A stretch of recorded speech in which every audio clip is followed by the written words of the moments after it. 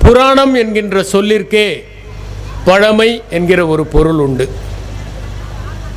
காலம் காலமாக மக்களால் பேசப்பட்டு நம்பப்பட்டு அவர்களிடையே பகிரப்பட்டு வருகின்றவற்றை தொகுத்து ஓர் வடிவம் கொடுக்கிற போதுதான் புராணம் என்கிற ஒன்று தொடங்குகிறது. ஆகவே புராணம் என்பது தொன்மையை குறிப்பது, ஒரு பகுதியில் வாழுகிற மக்களின் நம்பிக்கையை குறிப்பது.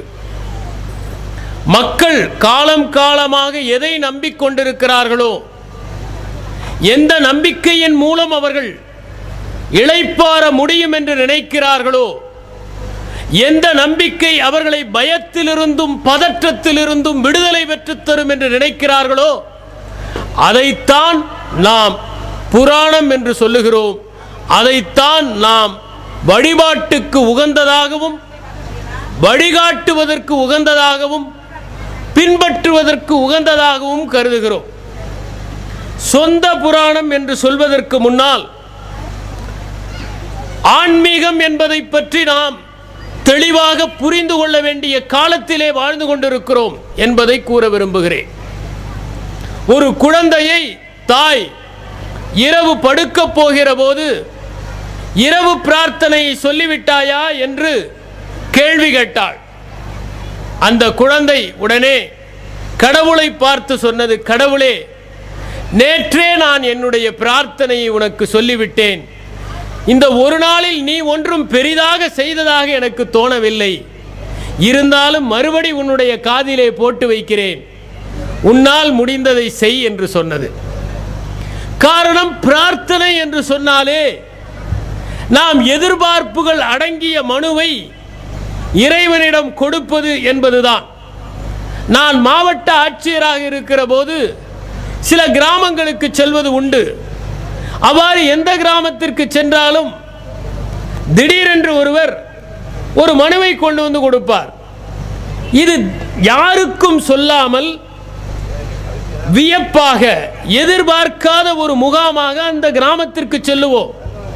ஆனால் அங்கே நாம் வந்தவுடன் 5 நிமிடத்தில் ஒருவர் ஒரு மனுவை கொண்டு வந்து கொடுப்பார். இப்போது போல அப்போது கணினி எல்லாம் இல்லாத காலம், தட்டச்சு செய்ய வேண்டிய காலத்தில் எப்படி இப்படி ஒரு தயார் மனுவை இவர் வைத்திருக்கிறார் என்று பார்த்தால், அந்த மனுவில் பெறுநர் என்பது மட்டும் காலியாக இருக்கும். மற்றவை எல்லாம் ஏற்கனவே 10-15 தட்டச்சு செய்யப்பட்டிருக்கும். நாம் சென்றவுடன் பெறுநர் என்பதில் நம்முடைய பெயரை எழுதி உடனடியாக நீட்டுவார்கள். அதைப் போல நாம் எல்லோருமே பெறுநர் என்பது இல்லாத மனுவை வைத்திருக்கிறோம். ஒவ்வொரு கோயிலிலும் சென்று அதே மனுவை தந்து கொண்டிருக்கிறோம் என்பதுதான் உண்மை. இந்த சூழலில் ஒரு சின்ன சம்பவம் நினைவுக்கு வருகிறது. ஒருவன் தன்னுடைய மோட்டார் சைக்கிளை சந்தையிலே விட்டுவிட்டு காய்கறிகள் வாங்க போனான். திரும்பி வந்து பார்த்தான். அப்போதுதான், திரும்பி வருகிற போதுதான், ஐயோ வண்டியை பூட்டவில்லையே என்று அவனுக்கு உரைத்தது. ஓடி வந்தான். வண்டி இருக்கிறதோ இல்லையோ என்று தெரியவில்லை. ஓடி வந்து பார்த்தான். பதற்றத்தில் பார்த்தான், அவனுடைய வண்டி அப்படியே இருந்தது. அவனுக்கு மிகுந்த மகிழ்ச்சி. இதை போல பக்கத்திலே ஒரு கோயில், 40,000 போட்டு வாங்கிய வண்டி காணாமல் போய்விட்டால் என்ன ஆகியிருக்கும்? கடவுளுக்கு நன்றி சொல்ல வேண்டும் என்று ஓடி போய் கடவுளுக்கு நன்றி சொல்லிவிட்டு திரும்பி வந்து பார்த்தான், வண்டியை காணவில்லை. ஒரு முறை கடமை தவறலாம், தொடர்ந்து தவற முடியுமா என்பதுதான் கேள்வி. ஆக ஆன்மீகம் என்பதை நாம் இன்று வரையறுக்க வேண்டிய கட்டாயத்திலே இருக்கிறோம்.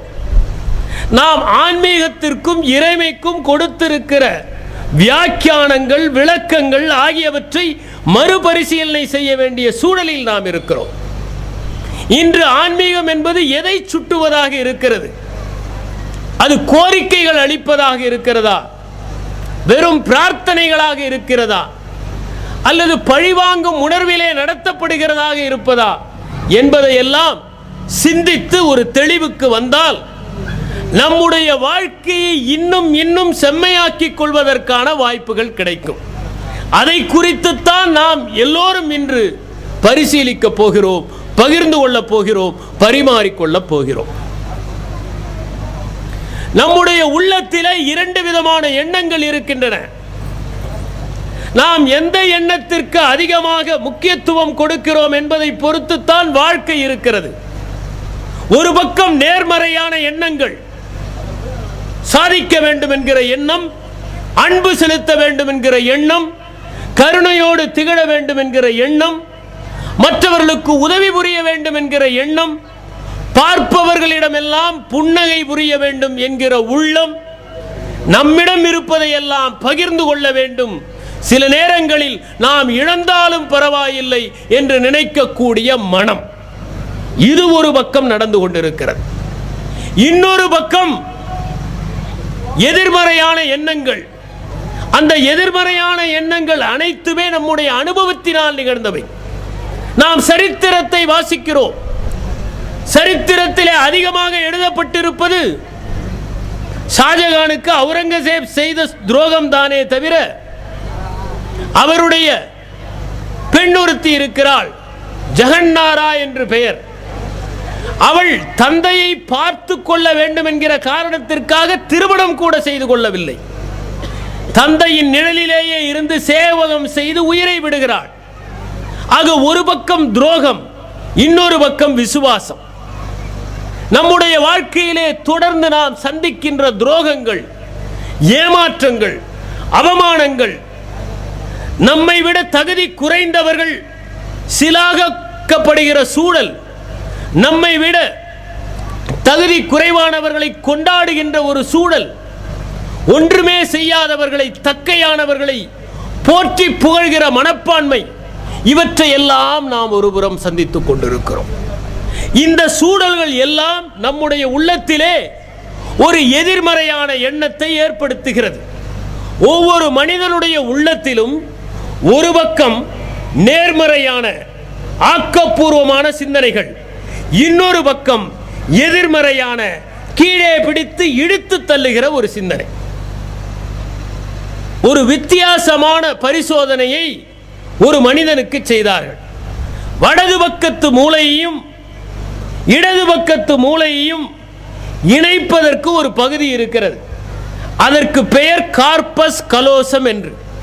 தமிழிலே ஒரு பழமொழி உண்டு, தொட்டிலையும் ஆட்டிவிட்டு பிள்ளையையும் கிள்ளிவிட்டு என்று.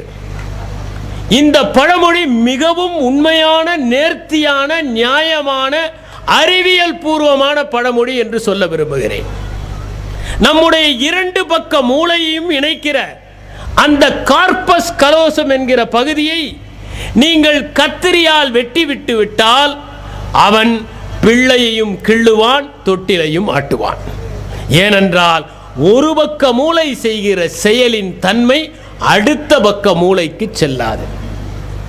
அவர்களுடைய ஒரு கரம் கால் சட்டையை போடும், இன்னொரு கரம் கால் சட்டையை இழுக்கும். ஆக முரண்பட்ட செயல்பாடுகள் அவர்களிடம் இருக்கும். அதை போல நம்முடைய வாழ்க்கையிலே ஒரு பக்கம் நேர்மறை எண்ணங்கள் இந்த உலகத்தை நம்பிக்கையோடு பார்க்க வைக்கிறது. இந்த நேர்மறையான எண்ணம் வருகிற போதெல்லாம் நாம் என்ன சொல்லுகிறோம்? உலகம் இன்னும் நன்மையை கொண்டாடி கொண்டிருக்கிறது. இந்த உலகத்தில் இன்னும் நல்லவர்கள் இருக்கிறார்கள். இந்த உலகத்தில் இன்னும் இறைவனுடைய ஆட்சி நடந்து கொண்டிருக்கிறது. நியாயம் வெற்றி பெறுகிற போதெல்லாம் நாம் நினைக்கிறோம், வியர்வை சிந்தி நாம் சம்பாதித்த பணம் அல்லவா, இது வீணாகவில்லை என்று சொல்லுகிறோம். இன்னொரு பக்கம் ஏமாற்றம் அடைகிற போதெல்லாம் நாம் வருத்தப்படுகிறோம். நமக்குள் ஒரு கேள்வி எழுகிறது, உண்மையிலேயே இங்கே நியாயம் வெற்றி பெற முடியுமா, நேர்மைக்கான இடம் கிடைக்குமா என்று யோசித்துக் கொண்டிருக்கிறோம். இந்த முரண்பாடுகளின் இடையேதான் எல்லோருடைய வாழ்க்கையும் சென்று கொண்டிருக்கிறது. எப்போதெல்லாம் நம்முடைய தகுதியும் நியாயமும் கௌரவிக்கப்படுகிறதோ அப்போதெல்லாம் நாம் வாழ்க்கையை நம்பிக்கையோடு பார்க்கிறோம். வாழ்க்கையை நம்பிக்கையோடு பார்க்கிற போதெல்லாம் ஒரு கோயிலுக்கு சென்றால் வழிபாட்டை செய்தால் அது மகிழ்ச்சியானதாக இருக்கிறது. ஆனால் எப்போதெல்லாம் நாம் அவநம்பிக்கைக்கு ஆட்படுகிறோமோ அப்போதெல்லாம் நம்மையும் அறியாமல் நம்முடைய இதயத்திலே ஒரு சோகம் குடிகொண்டு வருகிறது. நாம் எதை பார்த்தாலும் விரக்தியோடு பார்க்க தீர்மானித்து விடுகிறோம். ஆக இந்த இரண்டில் எதற்கு நாம் அதிக முக்கியத்துவம் கொடுக்க வேண்டும், எதை நாம் வளர்க்க வேண்டும் என்பதில்தான் வாழ்க்கைக்கான வெற்றி இருக்கிறது. இதை புரிந்து கொள்வதற்கு ஒரு சின்ன சம்பவத்தை குறிப்பிட விரும்புகிறேன். மேல்நாட்டிலே ஒருவன் 2 நாய்களை வைத்திருந்தான். ஒன்று வெள்ளை நாய், இன்னொன்று கருப்பு நாய். அவன் இந்த வெள்ளை நாயையும் கருப்பு நாயையும் வாரத்திற்கு ஒரு நாள் ஞாயிற்றுக்கிழமை மோத விடுவான். அந்த இரண்டும் சண்டை போடும். எது வெற்றி பெறும் என்று பார்வையாளர்கள் பந்தயம் கட்டலாம். அவன் ஒரு நாயின் மீது பந்தயம் கட்டுவான் 1000 ரூபாய் என்று. சிலர் அவன் கட்டுகிற நாயின் மீது பந்தயம் கட்டுவார்கள். சிலரோ எதிர்த்த நாயின் மீது பந்தயம் கட்டுவார்கள். இந்த வாரம் வெள்ளை நாய் வெற்றி பெற்றுவிடும். உடனே அடுத்த வாரம் வருகிறவர்கள் அநேகம் பேர் வெள்ளை நாயின் மீது பந்தயம் கட்டுவார்கள், அது வெற்றி பெறும் என்று. ஆனால் அவனோ கருப்பு நாயின் மீது பந்தயம் கட்டுவான், கருப்பு நாய் வெற்றி பெற்றுவிடும். இப்படி மாறி மாறி அவன் நடந்தாலும் எந்த நாய் வெற்றி பெறுகிறது என்பது யாருக்கும் தெரியாமல் குழம்பினாலும் 2 நாயும் ஒரே அளவிற்கு பலத்தோடும் உயரத்தோடும் எடையோடும் வலிமையோடும் இருந்தாலும் எது வெற்றி பெறுகிறது என்று யாராலும் சொல்ல முடியாது. ஆனால் அவன் எந்த நாய் வெற்றி பெறும் என்று பணத்தை கட்டுகிறானோ அந்த நாய் மட்டும் வெற்றி பெற்றுவிடும். ஒரு வழியாக அவன் வேண்டிய அளவுக்கு சம்பாதித்து விட்டு நாய் போட்டியிலிருந்து விடைபெற்று ஓய்வாக தங்கினான். அப்போது அவனிடம் ஒரு பெண்மணி வந்து கேட்டாள், ஒவ்வொரு வாரம் ஒவ்வொன்று வெற்றி பெற்றது, ஆனால் எப்போதுமே நீ வெற்றி பெறும் என்று சொன்ன நாய்தானே வெற்றி பெற்றது, அது எப்படி என்று. அவன் சொன்னான், விடை மிகவும் எளிது. ஏனென்றால் ஒரு வாரமாக எந்த நாய்க்கு நான் ஒழுங்காக சாப்பாடு போடுகிறேனோ அந்த நாயின் மீது தான் நான் பணம் கட்டினேன் என்று சொன்னான். ஆக எந்த நாய்க்கு ஒழுங்காக சாப்பாடு போடுகிறானோ அந்த நாய் அந்த வாரம் வலிமையோடு இருக்கும். சாப்பாடு போடாத நாய் அதே அளவு எடை இருந்தாலும் அதே அளவு உயரம் இருந்தாலும் பலவீனமாக இருக்கும். இந்த ரகசியம் அவனுக்கு தெரிந்திருக்கிறது. அதைப் போல நம்முடைய வாழ்க்கையிலே நேர்மறையான எண்ணத்திற்கு நாம் சாப்பாடு போடுபவர்களாக இருந்தால் இந்த உலகம் ஆனந்தமயமானதாக இருக்கும். அது எல்லா இடங்களிலும் வெற்றி பெறும். அப்படி நேர்மறையான எண்ணங்களை வளர்த்து கொள்வதற்கான ஒரு தளம்தான் ஆன்மீகம் என்கிற ஒரு தளம். ஆக இந்த ஆன்மீகத்தை எப்போது செய்வது? இந்த கந்தர் சஷ்டியிலே ஒரு விசேஷம் இருக்கிறது. 3 விதமான வழிபாடுகள் இருக்கின்றன. ஒன்று வேதத்தை தெரிந்தவர்கள் செய்வது யாகம், வியாபாரத்தை தெரிந்தவர்கள் செய்வது விரதம், சாமானியர்கள் செய்வது கொண்டாட்டம். வேதத்தை தெரிந்தவர்களை பொறுத்தவரை யாகம் செய்வதுதான் முக்கியம். அந்த யாகத்தை செய்கிற போதுதான் அவிர்ப்பாகத்தை யாருக்கு கொடுக்கிறார்கள் என்பது முக்கியத்துவம் பெறுகிறது. அதே நேரத்திலே எப்போதும் விருந்து உண்டு கொண்டிருப்பவர்களுக்கு விருந்து என்பது பண்டிகை அல்ல, விரதம் தான் பண்டிகை. பணக்காரர்களுக்கு விரதமும் பராரிகளுக்கு விருந்தும் தான் பண்டிகையை கொண்டாடுகிற மார்க்கங்கள். இல்லாதவர்களுக்கு சாப்பிடுவது தானே பண்டிகை, இருப்பவர்களுக்கு சாப்பிடாமல் இருப்பது தானே பண்டிகை. ஆகவே இவர்கள் விரதத்தை அனுஷ்டிப்பவர்கள் இருக்கிறார்கள். ஆனால் எல்லோரிடமும் பகிர்ந்து கொள்வது என்பது கொண்டாட்டத்திலே நிகழ்வது. எல்லோரும் சந்தித்து மகிழ்ந்து கொண்டு நடனமாடி மகிழ்ச்சியோடு களிப்பாக ஒருவருக்கொருவர் கைகுலுக்கி கட்டிப்பிடித்து வீடுகளிலே கோலங்கள் போட்டு தான் செய்த தின்பண்டங்களை மற்றவர்களுக்கு கொடுத்து எல்லோரும் ஒன்றாக எல்லா வேற்றுமையும் மறந்து கூடி கொண்டாடுகிற ஒரு திருநாளாக இருப்பதையும் இதிலே காணுகிறோம்.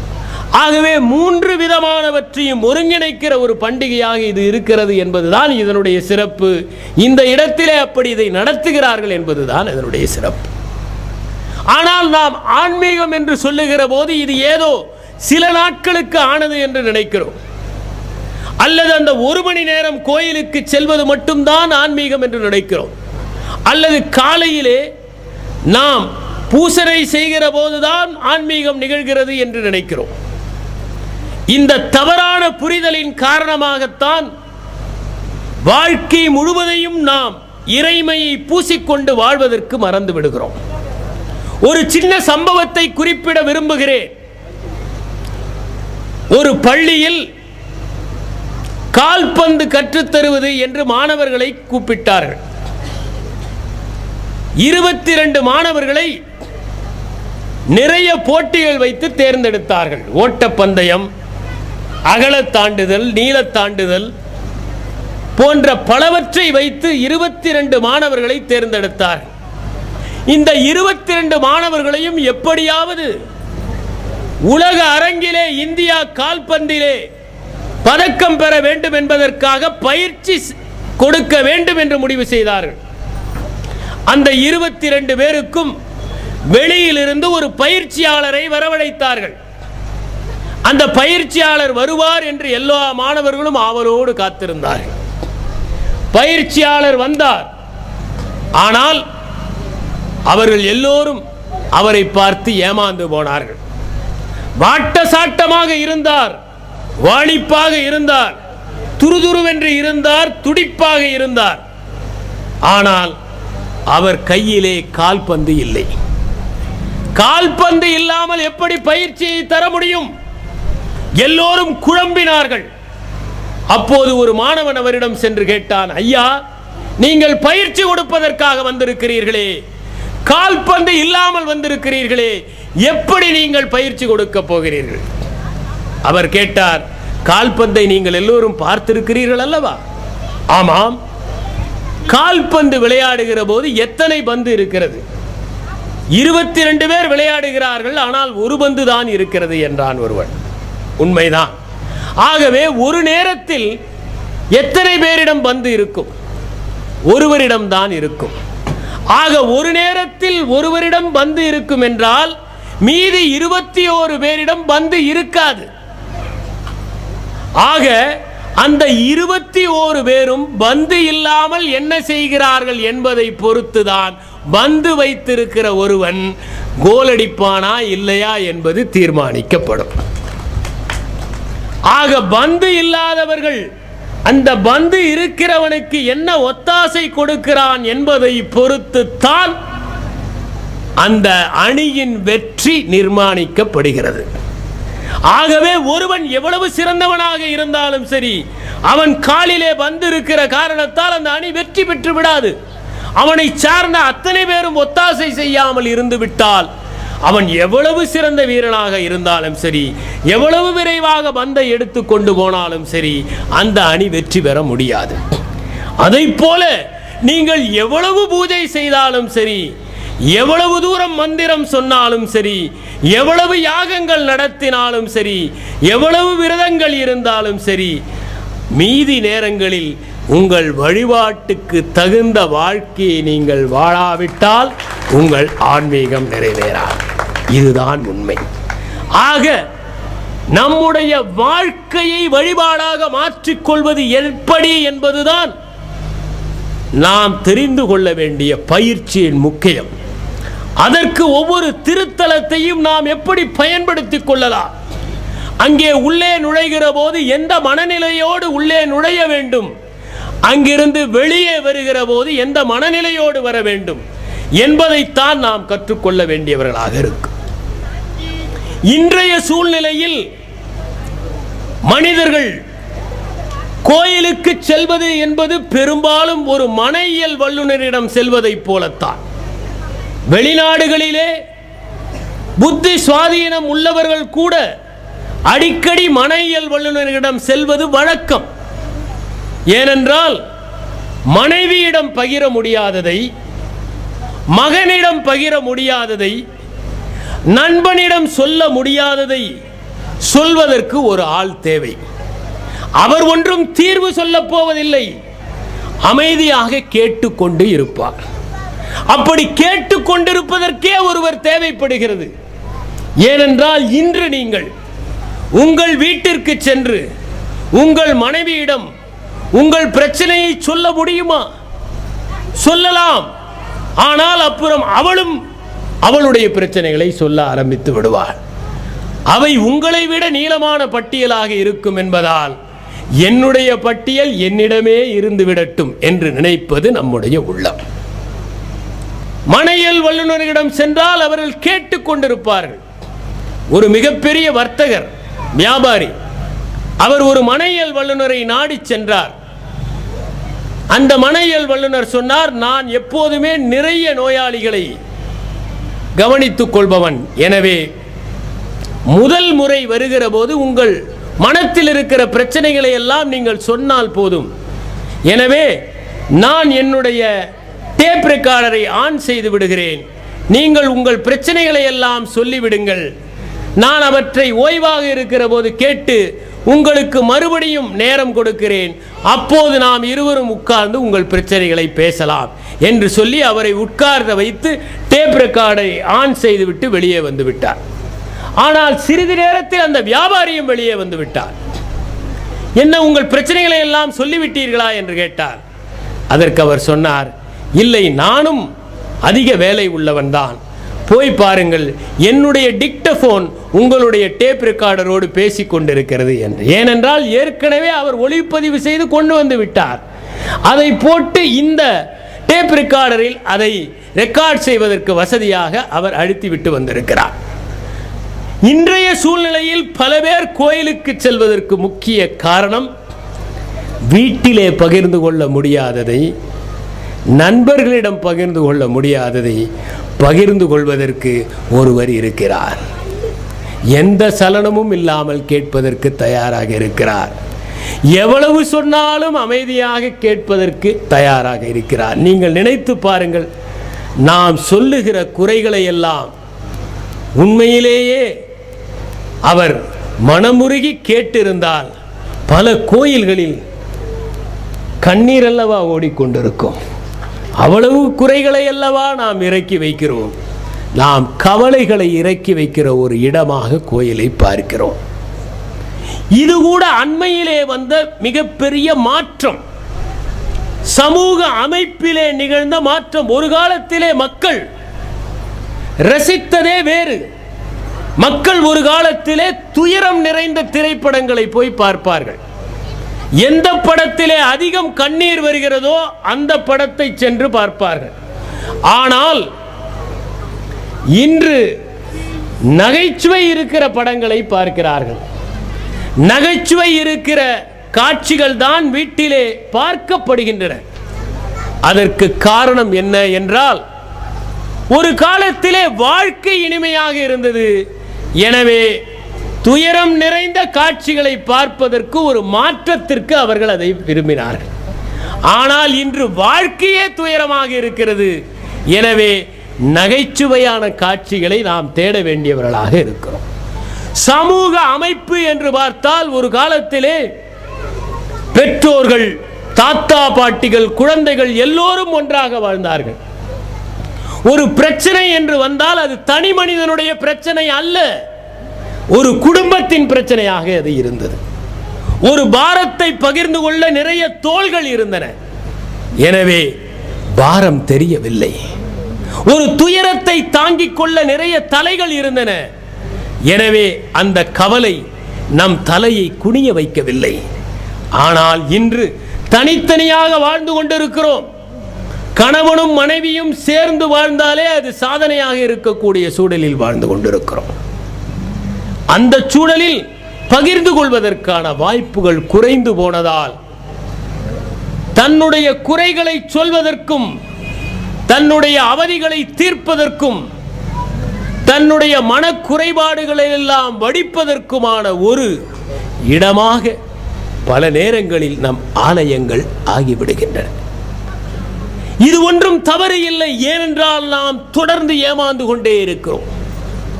பணத்தை நாடி ஓடுகிற ஒரு உலகம், பணமே முக்கியம் என்று வாழுகிற உலகம் இதை நோக்கி போய்கொண்டுதான் இருக்கும் என்பதில் எந்த ஐயமும் இல்லை. இன்றைய சூழலில் பணம் மட்டுமே பிரதானம், பணம் மட்டுமே இலக்கு என்று பள்ளி குழந்தைகளில் இருந்து கற்றுத்தரப்படுகிற ஒரு சூழல் இருக்கிறது. யாருமே அறிவு பெற வேண்டும் என்று மாணவர்களை பள்ளிக்கு அனுப்புவதில்லை, மதிப்பெண்கள் பெற வேண்டும் என்பதற்காகத்தான் அனுப்புகிறார்கள். அறிவு இல்லாமல் மதிப்பெண்கள் பெற்றாலும் பரவாயில்லை. யாருக்கு வேண்டும் அறிவு? நமக்கு வேண்டியதெல்லாம் ஒரு அட்டையிலே சில பதிவுகள் தான். அவற்றை வைத்து நாம் என்ன வேண்டுமானாலும் சாதித்துக் கொள்ளலாம். உண்மையான அறிவோடு யாரும் திகழ வேண்டும் என்று நாம் விரும்புவது இல்லை. ஏனென்றால் நம்முடைய குறிக்கோள் பணமாக இருக்கிறது, நம்முடைய எண்ணம் வசதியான வாழ்க்கையாக இருக்கிறது. எனவே அதை தேடி ஓடுகிற ஒரு சமூகத்தில், பணம் பிரதானப்படுகிற ஒரு சமூகத்தில், பணம் மட்டுமே போதும் என்கிற சமூகத்தில், பணத்தின் மூலம் எதையும் அடைந்து விட முடியும் என்கிற சமூகத்தில், பணத்தின் மூலம் நம்முடைய கவலைகளை கூட தேர்ந்தெடுத்துக் கொள்ள முடியும் என்கிற நிலையுள்ள சமூகத்தில் பணம் முக்கியமான பங்கை வகிக்கிறது. ஆகவே இன்றைய சூழல் வர்த்தக சூழலாக ஆகிக் கொண்டிருக்கிறது என்பதுதான் உண்மை. இந்த வர்த்தக சூழலிலே நாம் எப்படி குழந்தைகளை உருவாக்குகிறோம், எப்படிப்பட்ட சூழலை நாம் சந்திக்கின்றோம்? தினம் தினம் நாம் சந்திப்பது துரோகங்களாக இருக்கின்றன, ஏமாற்றங்களாக இருக்கின்றன. முதல் நாள் நம்மிடம் சம்பளம் வாங்கிக் கொண்டு சென்ற ஊழியர் மறுநாள் காலை வந்தால்தான் உண்டு என்கிற நிலைமை. சிரித்துவிட்டுத்தானே சென்றார், நாளை வருகிறேன் என்று சொல்லிவிட்டுத்தானே சென்றார், ஏன் வரவில்லை? நேற்று வரை நம்மோடு நன்றாக பழகிக் கொண்டிருந்த நண்பன் இன்று தனக்கு கிடைக்கப் போகும் ஆதாயத்தால் நமக்கு எதிராகவே பலவற்றை பலரிடம் சொல்லிக் கொண்டிருக்கிற சூழலை பார்க்கிறோம். நாம் சரித்திரத்தில் படிக்கவில்லையா? தன் 2 மகள்கள் அதிகம் நேசிப்பதாக நினைத்து தன்னுடைய ராஜ்யத்தை பிரித்து கொடுத்த கிங்லியர் கடைசியில் மிகவும் வருத்தமடைந்து தன்னுடைய வாழ்க்கையை முடித்துக் கொண்ட ஒரு சூழலை இப்படி எத்தனையோ முறை நாம் பார்த்திருக்கிறோம். சரித்திரம் முழுவதும் குறிப்புகள் இருக்கின்றன. ஆனால் அன்று அவை பதவிக்காக இருந்தன, ஆனால் இன்று பணத்திற்காக. நேற்று வரை நன்றாக ஒருவர் நடந்தால் இன்று நன்றாக நடப்பார் என்பதற்கான எந்த உத்தரவாதமும் இல்லாத ஒரு சூழல். என் நண்பர் ஒருவர் சொன்னார், ஒரு முறை அவர் ஒருவருடைய வீட்டிற்கு சென்றிருக்கிறார். எங்கேயோ அழைத்து செல்வதற்காக அவருடைய வாகனத்தை ஒரு பணியாளர் ஓட்டி கொண்டு வந்தார். சிறிது தூரம் சென்றதும் அவர்கள் ஏதோ பாட்டு கேட்க வேண்டும் என்று விரும்பி ஒரு ஒளிப்பேடையை தந்திருக்கிறார். அவர் சொன்னார், இதையெல்லாம் நான் போட மாட்டேன், என் முதலாளியினுடைய வாகனம் வெளிநாட்டிலிருந்து வந்த வாகனம், இதை போட்டால் பழுதாகிவிடும் என்று திருப்பி கொடுத்து விட்டார். பிறகு அவர்கள் தேநீர் அருந்த நின்றிருக்கிறார்கள். தேநீர் சாப்பிடலாம் என்று சொன்னதற்கு இல்லை, காலையில் ஒரு தேநீரோடு சரி, நான் சாப்பிட மாட்டேன் என்று சொல்லிவிட்டார். மதியம் உணவு அருந்துகிற நேரத்தில் சரி சாப்பிடுவதற்கு வா என்று அழைத்ததற்கு வீட்டிலிருந்து நான் தயிர் சாதம் கொண்டு வந்திருக்கிறேன் என்றார். வெள்ளையும் வெள்ளையுமாக அவர் நடந்து கொண்ட விதத்தை பார்த்து இப்படி ஒரு வெள்ளந்தி உண்டா என்று நினைத்தார். அடுத்த முறையும் அதே மாதிரி அவர்கள் போன போது அவ்வளவு பணிவோடு, அவ்வளவு நேர்மையோடு, அவ்வளவு தூய்மையோடு, எந்த எதிர்பார்ப்பும் இல்லாமல் இவர்கள் இறங்கியதும் 100 ரூபாய் தாளொன்றை கொடுத்திருக்கிறார்கள். வேண்டாம் என்று மறுத்துவிட்டார். என் முதலாளி கொடுக்கிற சம்பளமே எனக்கு போதுமானது என்று. ஓராண்டு கழித்து மறுபடியும் அவர் வீட்டுக்கு சென்றிருக்கிறார்கள். அப்போது வேறொருவர் பணியாளர் வாகனத்தை ஓட்ட வந்தார்.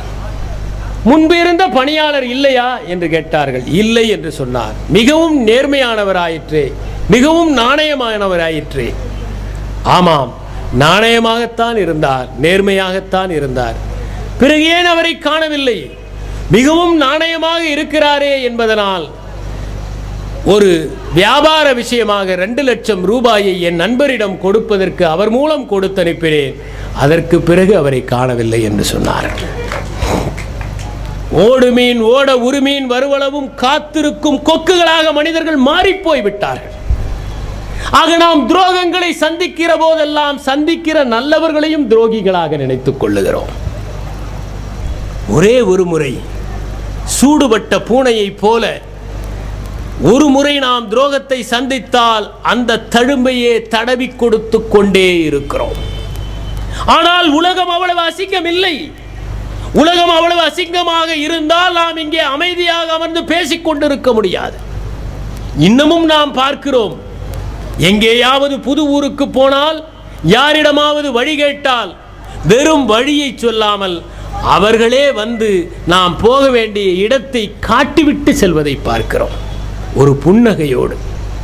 இன்னமும் நாம் பார்க்கிறோம், ஏதேனும் ஒரு புகைவண்டி நிலையத்தில் நாம் எடையை தூக்க முடியாமல் சிரமப்பட்டால் யாரேனும் ஒருவர் வந்து தன்னுடைய கையை தந்து தூக்கிவிட்டு நம்மை பார்த்து அழகாக சிரித்து கொண்டு போவதை இன்னும் நாம் பார்த்து கொண்டுதான் இருக்கிறோம். எங்கேயோ ஒருவர் ஒரு பணப்பையை வாகனத்தில் தவறவிட்டால் அந்த ஓட்டுநர் அதை சரியாக அவரிடமே திரும்ப கொண்டு போய் ஒப்படைப்பதை பார்த்து கொண்டுதான் இருக்கிறோம். இன்னமும் நாம் பார்த்து கொண்டுதான் இருக்கிறோம். தாகத்திற்கு நாம் தவிக்கிற போது யாரோ ஒருவர் தண்ணீர் தருவதை, எங்கேனும் ஒருவர் அடிபட்டு கிடந்தால் அத்தனை பேரும் ஓடி அவரை அங்கிருந்து எடுத்து மருத்துவமனைக்கு அழைத்து செல்வதை இன்னமும் பார்த்து கொண்டுதான் இருக்கிறோம்.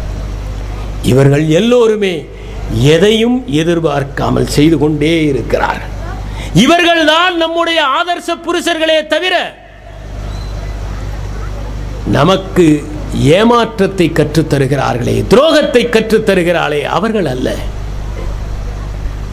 நாம் இப்படிப்பட்ட நல்ல மனிதர்கள் இன்னும் உலகத்திலே பெருகிக் கொண்டிருக்கிறார்கள். அவர்கள் நம் கண்ணிற்கு தெரியவில்லை என்றுதான் நினைக்க வேண்டுமே தவிர, என்னை பொறுத்தவரை இவர்கள் செய்கிறார்களே கோயிலுக்கு வெளியே வழிகாட்டுகிற ஒரு பணியை, உங்களுக்கு வழி போக்குகிற ஒரு பணியை, உங்களுக்கு மருத்துவமனைக்கு அனுமதிக்கிற ஒரு பணியை, சில நேரங்களில் நீங்கள் தடுமாறுகிற போது உங்களுக்கு உதவுகிற ஒரு பணியை, சரியான வழியில் செல்வதற்கு வாழ்க்கையிலும் பாதையிலும் உங்களுக்கு அறிவுறுத்துகிறவர்களை, எதையும் எதிர்பார்க்காமல் உங்களிடம் புன்னகை புரிகிறவர்களை, அவர்கள்தான் கோயிலுக்கு வெளியேயும் ஆன்மீகத்தை போதித்துக் கொண்டும் கடைபிடித்துக் கொண்டும் இருக்கிறார்கள். அவர்கள்தான் பந்து இல்லாமல் கால்பந்து விளையாடி கொண்டிருப்பவர்கள். அவர்கள் இருப்பதால் தான் நாம் பந்தோடு நம்முடைய இலக்கை நோக்கி முன்னேறி கொண்டிருக்கிறோம். அப்படிப்பட்ட நல்ல இதயங்களை, நேர்மையானவர்களை, உண்மையானவர்களை நாம் சந்திக்கிற போதெல்லாம் இன்னும் நம்மை கொஞ்சம் செழுமைப்படுத்திக் கொள்ள வேண்டும் என்கிற உணர்வு நமக்கு ஏற்படவில்லையா? அந்த உணர்வை நோக்கி நாம் ஒவ்வொரு நாளும் நம்முடைய செயல்பாடுகளின் மூலம் வலுப்படுத்துவதற்குத்தான் ஆன்மீகம் தேவைப்படுகிறது. ஆன்மீகம் என்பது வழிபாட்டில் இல்லை, சடங்குகளில் இல்லை, தினமும் வணங்குவதில் இல்லை. ஆன்மீகம் என்பது சக மனிதனை நேசத்தோடு பார்க்கிற பார்வையில் இருக்கிறது. அவனை நோக்கி ஓர் அடியை அன்போடு எடுத்து வைப்பதில் இருக்கிறது. அதனால்தான் வள்ளலார் பாடினார், காணுறு பசுக்கள் கன்றுகளாதி கதறிய போதெல்லாம் பதைத்தேன், ஏனுரு மாடுகள் முதல் பல விருகம் இளைத்தலை கண்டுளம் இளைத்தேன், கோணுறு கோழிகள் முதல் பல பறவை கூவுதல் கண்டுளம் குலைந்தேன், வீணுறு கொடியர் கைகளில் வாளை விதிர்த்தல் கண்டு என விதிர்த்தேன், வாடிய பயிரை கண்டபோதெல்லாம் வாடினேன், பசியினால் இளைத்தே வீடுதோர் அயர்ந்தும் பசியராத அயர்ந்த வெற்றரை கண்டுளம் பதைத்தேன்.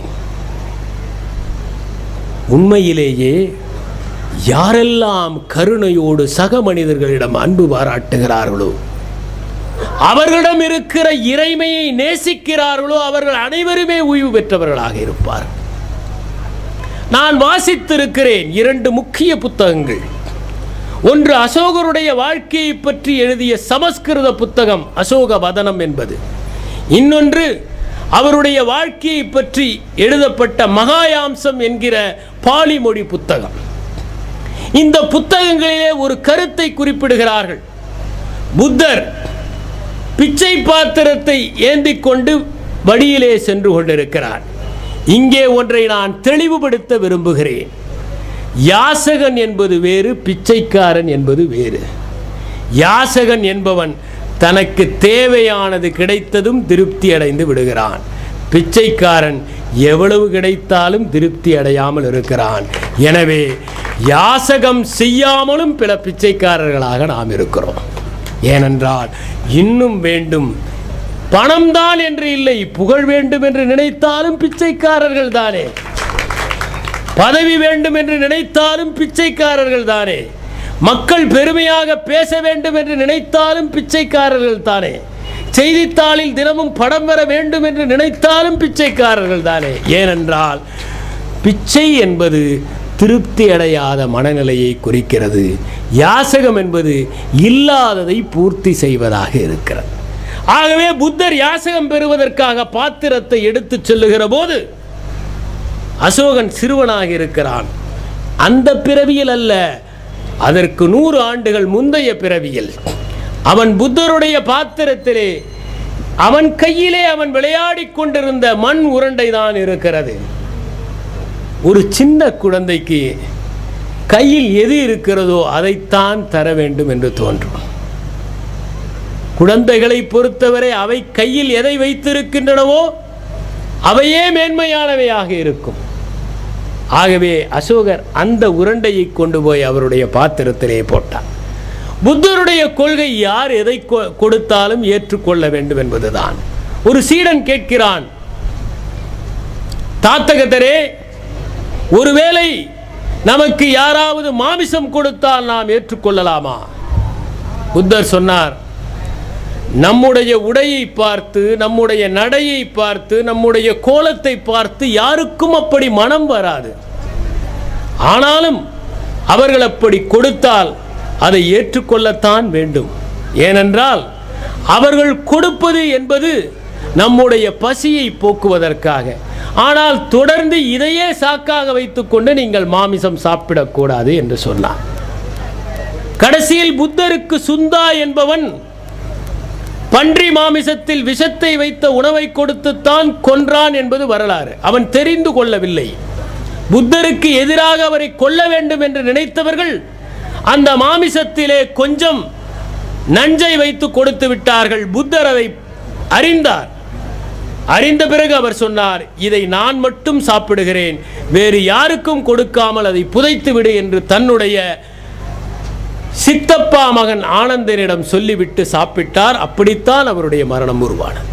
ஆகவே அசோகர் ஒரு மண் உருண்டையை கொண்டு போய் அந்த பாத்திரத்திலே போடுகிறார். புத்தர் அதை பார்க்கிறார், சிரித்து ஏற்றுக்கொள்ளுகிறார். மண்ணை போட்டதனால்தான் இந்த பூமியை ஆளுகிற பொறுப்பை அசோகர் அடைந்தார் என்பது அசோக வதனத்திலே கூறப்பட்டிருக்கிற ஒரு செய்தி. நாம் எதை நினைக்கிறோமோ அந்த எண்ணம் நம்முடைய வாழ்க்கையில் செயல்களின் மூலமாக வெளிப்படுகிறது என்பதை இன்னொரு சம்பவம் குறிப்பிடுகிறது. ஒரு பெண், அவள் எல்லா நேரமும் சந்தனத்தை அரைத்து நறுமணத்தை குழைத்து அதே நினைவாக இறைமையை வழிபட்டு கொண்டிருப்பாள். அவள் செல்லுகிற இடங்களிலெல்லாம் நறுமணத்தையே பரப்பிக் கொண்டு இருப்பவள். சிலர் போகிற இடமெல்லாம் நறுமணத்தை பரப்புவார்கள், சிலர் செல்கிற இடங்களிலெல்லாம் நாற்றத்தை பரப்புவார்கள். ஆக அவள் போகிற இடத்திலெல்லாம் நறுமணத்தை பரப்பியதால் அடுத்த பிறவியிலே குழந்தையாக பிறக்கிறாள். அவளுடைய வாய் மணக்கிறது, அவளுடைய மூச்சு மணக்கிறது, அவளுடைய செயல்கள் அனைத்தும் மணக்கின்றன. அவளை சுகந்தி என்று அழைத்தார்கள் என்று சொல்வார். ஆக செயல்களிலே எது இருக்கிறது என்பது முக்கியம் என்பதைத்தான் நாம் எதை தருகிறோம் என்பதிலிருந்து நாம் காண்கிறோம். யாராக இருந்தாலும் சரி, அவரிடம் எந்த விதமான பரிமாற்றத்தை நாம் ஏற்படுத்துகிறோம். நாம் பெரும்பாலும் சொல்லுகிறவர்கள் தான் மனிதர்கள் மேன்மையானவர்கள், விலங்குகள் கீழானது என்று சொல்லிக்கொண்டே இருக்கிறோம். எனக்கு இருக்கிற ஒரே சந்தேகம் எல்லாம், மனிதர்கள் தங்களை மேன்மையாக கருதுவதற்கு எந்த தகுதி இருக்கிறது என்பதுதான். நாளை ஒரே ஒன்று காரியத்தை செய்து பாருங்கள். நீங்கள் வழக்கமாக நடைபயிற்சி செய்கிற இடத்தில் யாரேனும் ஒரு மனிதனுக்கு ஒரு 10 ரூபாயை கொடுங்கள். அங்கே இருக்கக்கூடிய நாய்க்கு ஒரு தின்பண்டத்தை கொடுங்கள். மறுநாள் நீங்கள் அந்த மனிதனுக்கு மட்டும் கொடுங்கள், நாய்க்கு கொடுக்காதீர்கள். இப்படியே 10 நாட்கள் அந்த மனிதனுக்கு மட்டும் கொடுங்கள், நாய்க்கு கொடுக்காதீர்கள். 11வது நாள் நீங்கள் நடைபயிற்சி செய்கிற போது மனிதனுக்கு எதுவும் கொடுக்காதீர்கள். அவன் உங்களை வைது விடுவான். ஆனால் அந்த நாயோ அப்போதும் வாலாட்டி கொண்டு உங்கள் பின்னாலேயே வரும். எனவே மனிதர்கள் மேன்மையானவர்களாக தங்களை நினைத்து கொள்ளுகிறார்களே தவிர அவர்கள் மேன்மையை அடைவதற்கு முயற்சியை கூட செய்வதில்லை என்பதுதான் வருத்தமான ஒன்று. ஆக தன்னுடைய நிலையை உயர்த்தி கொள்வதற்கும் மேன்மை அடைவதற்கும் இன்னும் உயரமான எல்லையை அடைவதற்கும் தன்னை தகுதிப்படுத்திக் கொள்வதற்கான ஒரு தளம் ஆன்மீகம்.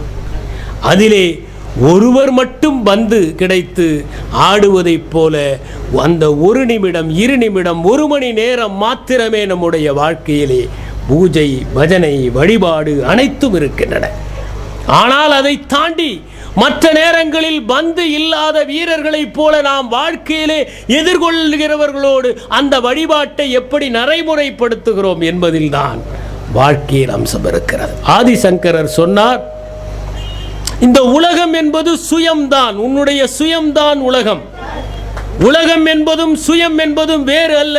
நீ பார்க்கிற அனைத்திலுமே சுயம் என்பது வியாபித்திருக்கிறது என்று சொன்னார். நாம் சுயம் என்று எதை நினைத்து கொண்டிருக்கிறோமோ அது தனிப்பட்டது அல்ல, அனைத்திலும் இருக்கிறது என்று. அதனால்தான் குளித்து விட்டு வருகிற போது அழுக்கான ஒருவனை எதிர்கொள்ளுகிற போது அவன் மோதியதன் காரணமாக மறுபடியும் குளிக்கச் செல்கிறார் ஆதிசங்கரர். அவரை தடுத்து நிறுத்துகிறான். ஐயா, உங்களிடம் இருப்பதும் என்னிடம் இருப்பதும் ஒரே பரமாத்மா என்றால் எப்படி அந்த பரமாத்மா அழுக்கு அடைய முடியும்?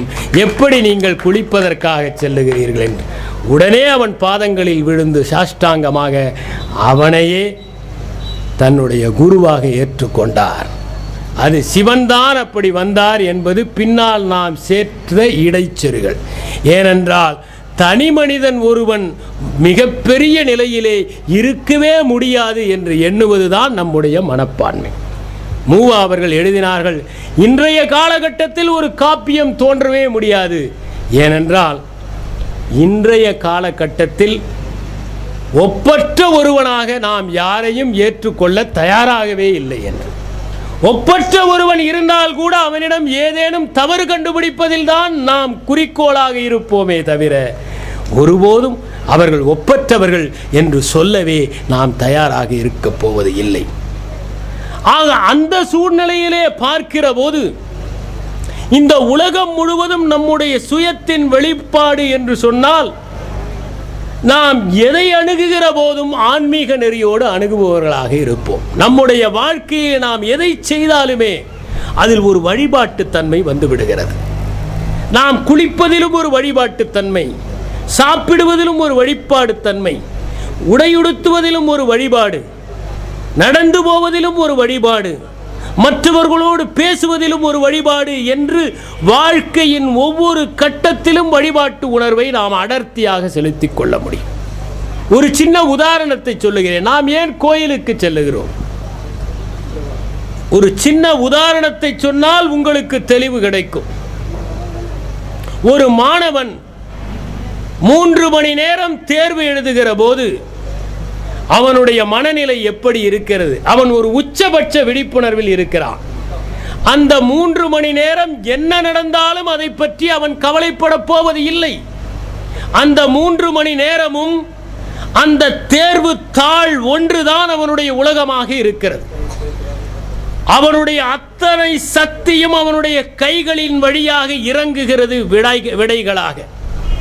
அவனுடைய மனம் முழுவதையும் அவன் யாரும் போடாத கடிவாளத்தின் மூலம் அந்த கேள்விகளில் செலுத்துகிறான்.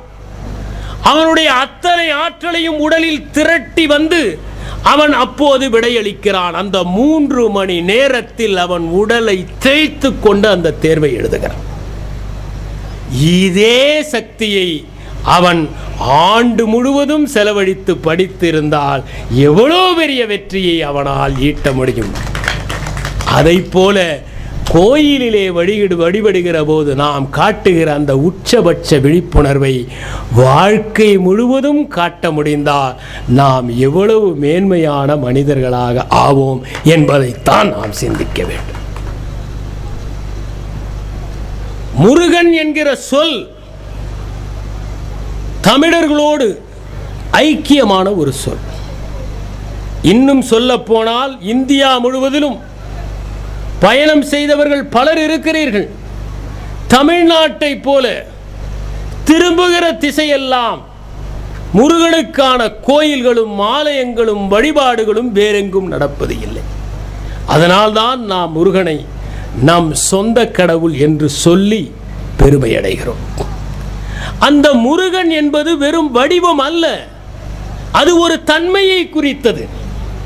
நம்முடைய பிரச்சனையே தன்மையை விட்டு வடிவத்தை பிடித்துக் கொள்ளுகிறோம். பல நேரங்களில் நமக்குள் நடக்கிற போராட்டமே தன்மை குறித்தது அல்ல, நம்முடைய போராட்டமே வடிவம் குறித்ததுதான். புத்தரிடம் ஒருவன் வந்து கேட்கிறான், நான் ஒரு பெண்ணை நேசிக்கிறேன் என்று. நேசிப்பது நல்லதுதான் என்கிறார். சீடன் அல்ல, சந்நியாசி அல்ல, அவன் ஒரு சாதாரண இளைஞன். நான் ஒரு பெண்ணை நேசிக்கிறேன் என்றான். நல்லதுதான், எல்லோரையும் நேசிப்பது நல்லது, இந்த பெண்ணின் மூலம் நீ எல்லோரையும் நேசிக்க கற்றுக்கொண்டால் நல்லதுதான் என்றார். அந்த பெண் மீது நான் உயிரையே வைத்திருக்கிறேன் என்றான். அதுவும் நல்லதுதான், நேசிப்பவர்கள் மீது உயிரை வைத்து அவர்களே உலகமாக வாழ்வது நல்லதுதான். அந்த பெண் இல்லாவிட்டால் என்னுடைய வாழ்க்கையே இல்லை என்றான். இந்த இடத்தில் நீ கொஞ்சம் யோசிக்க வேண்டும் என்றான். இந்த பெண்ணை பார்ப்பதற்கு முன்னால் உன் வாழ்க்கை இருந்தது அல்லவா? ஆக பெண்ணை பார்த்த பிறகு உன்னுடைய வாழ்க்கை இல்லை என்று சொல்வது பொருந்தவில்லையே என்றார். ஏனென்றால் புத்தர் எப்போதுமே தர்க்கபூர்வமாக சிந்திப்பவர்.